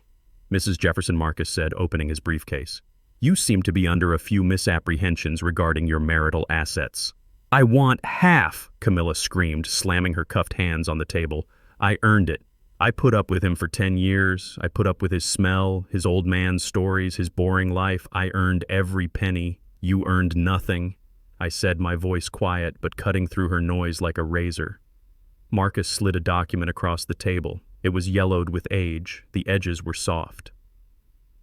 "Do you recognize this?" Camilla, Marcus asked. She looked at it. She sneered. "The prenup," she scoffed. "That old thing. I signed that 10 years ago. It is outdated. Any good lawyer can poke holes in that. It guarantees me $2 million for every 5 years of marriage. That is $4 million right there, plus alimony." "You didn't read it, did you?" I asked. "I read it," she lied. "No, you didn't," I said. "You counted the zeros, you saw the 2 million figure, and your eyes glazed over. You were so eager to get the ring on your finger, you didn't read Section 4, Paragraph C." Marcus turned the page. He pointed to a paragraph highlighted in yellow. The malice and infidelity clause, Marcus read aloud. In the event that the spouse creates a hostile environment, engages in extramarital affairs, or conspires to cause physical or financial harm to the principal party, all financial entitlements are forfeit. Camilla froze. Forfeit, Marcus repeated. That means zero. Nothing. No alimony, no lump sum, no house. You leave with what you came with. Which, according to my records, was a suitcase of knockoff designer clothes and a maxed-out credit card. Camilla's face went white. You added that, she stammered. That wasn't there. It was always there, I said. I put it there, Camilla.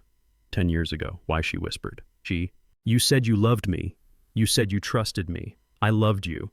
I admitted feeling a ghost of the old pain, but I didn't trust you. I was a 65-year-old millionaire and you were a 25-year-old model who laughed too hard at my jokes.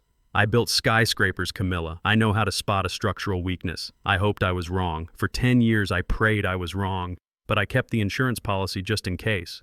She stared at the paper as if it were a death sentence. $4 million, she murmured. Gone. But we are not done, Marcus said. Even if by some miracle a judge threw out the prenup, there is the matter of the assets themselves. He pulled out another file. A bank statement. Camilla looked up, hope flickering in her eyes again. A desperate, pathetic flame. The account, she said. The joint accounts. There is millions in there. Marcus slid the statement over. Balance $0. Camilla blinked. She looked closer. What is this, she asked. Where is the money? It is gone, I said. Gone where, she shrieked. You can't hide money. That is illegal. The courts will find it. I didn't hide it, I said, leaning forward. I gave it away. Her jaw dropped. You what? I put it in an irrevocable trust, I said. The Leo Jefferson Trust. Beneficiary Leo Jefferson. Trustee Marcus Thorne. I did it a month ago. I continued, enjoying the look of absolute horror dawning on her face. When you started acting cold. When you started taking those long phone calls in the bathroom. When I noticed the small withdrawals, I didn't know you were planning to kill me yet, but I knew you were planning something. So I moved the chess pieces. $50 million, Camilla. Every stock, every bond. The deeds to the commercial buildings, the lake house, even this house. It all belongs to Leo now. I am just the caretaker. I leaned back, crossing my arms. If you had killed me tonight, you would have inherited nothing. You killed for a zero balance. Camilla made a sound like a wounded animal. She slumped forward, her forehead hitting the metal table with a clang. She was sobbing dry, heaving sobs of pure greed denied. 50 million, she choked out. 50 million. But wait, Marcus said, his voice cheerful. There is more. Camilla didn't look up. She just shook her head. There is the matter of Mr. Miller's debt, Marcus said. Jack's. Camilla lifted her head. What about him? I don't care about him. Let them break his legs. Well, Marcus said, pulling out one last document. That might be a problem for you. He showed her a piece of paper. It was a loan guarantee, a promissory note to a shell company that was actually a front for the loan sharks Jax owed money to. Jax told us you were going to pay his debt, Marcus explained. He said you signed as a guarantor. I forged Ike's signature, Camilla said quickly, desperate to distance herself. I signed Ike's name. It is not my debt. It is his estate's debt. Marcus shook his head slowly. We had the handwriting experts look at this an hour ago, Marcus said. You see, Camilla, when people are rushed, when they are panicked, they revert to muscle memory. He pointed to the signature line. You started to sign, Isaiah, Marcus said, pointing to the shaky eye. But then you got distracted. Maybe Jax was yelling at you. Maybe you were in a hurry. You crossed it out and you signed Camilla Jefferson. I looked at the document. It was true. A messy scribbled signature, but undeniably hers. You personally guaranteed Jax's gambling debt, I said. $200,000. Plus the vigorous interest rates these gentlemen charge. Camilla stared at the paper. Her eyes rolled back in her head for a second, and I thought she was going to faint. I don't have $200,000, she whispered. I know, I said. And since you have no assets and no income, I imagine the collection agency will be very persistent. You have to help me, she begged, reaching across the table, her cuffed hands grasping at air. Ike, please, they will kill me. Those men will kill me. I stood up, buttoning my jacket. That sounds like a personal problem, Camilla, I said. Ike, she screamed as I turned to the door. I am the mother of your child. No, I said, stopping with my hand on the handle. You are the woman who wanted to send my child to an orphanage. You are the woman who called him that. You aren't a mother, you are just a defendant. I looked at Marcus. Are we done here? We are done, Marcus said, closing his briefcase. Ike, she wailed. Ike, please. Just a lawyer. Pay for a lawyer. You have a court-appointed attorney, I said. I hear they are very hard-working. I walked out of the room. The heavy steel door clanged shut behind me, cutting off her screams. I stood in the hallway and took a deep breath. The air in the police station smelled of coffee and floor wax, but to me it smelled like victory. I had stripped her of everything. The money, the future, the freedom, even the dignity. She was going to prison poor. She was going to spend the next 20 years thinking about that $5 million she almost had. Thinking about the signature that ruined her. It was a punishment worse than death for a woman like Camilla. I walked down the hallway to where David, the police chief, was waiting. Is it done? David asked. It is done, I said. And the boy? He asked. He is waiting in the car, I said. I walked out into the night. The stars were bright. I had lost a wife. But I had saved my fortune, and more importantly, I had saved my son. I got into the SUV. Leo was asleep in the back seat clutching his sketchbook. I looked at him in the rearview mirror. We are going to be okay, son, I whispered. We were broken spirit, maybe. But in every other way that mattered, we were the richest people in the world. I put the car in gear and drove away, leaving the ruins of my marriage in the rearview mirror. Age may bring wisdom, but blind love can invite destruction. I spent a lifetime building buildings, but I almost let a stranger tear down the foundation of my own home. The closest snakes are often the ones we let into our bed. My son, though small, saw the truth that my heart refused to acknowledge. Loyalty is not determined by a marriage certificate or sweet words, but by actions when no one is watching. In the end, I learned that a father's greatest asset isn't his wealth, but the trust and protection of his child. Did you like my story? And which city are you listening from? Let's meet in the comments. If you like the story, you can support me by sending a super thanks so I can keep bringing more stories like this. Thank you so much for your sweet support. On the screen, you can see 2 new life stories that I highly recommend. There is so much more on my channel. Don't forget to subscribe. See you in the next life story with love and respect.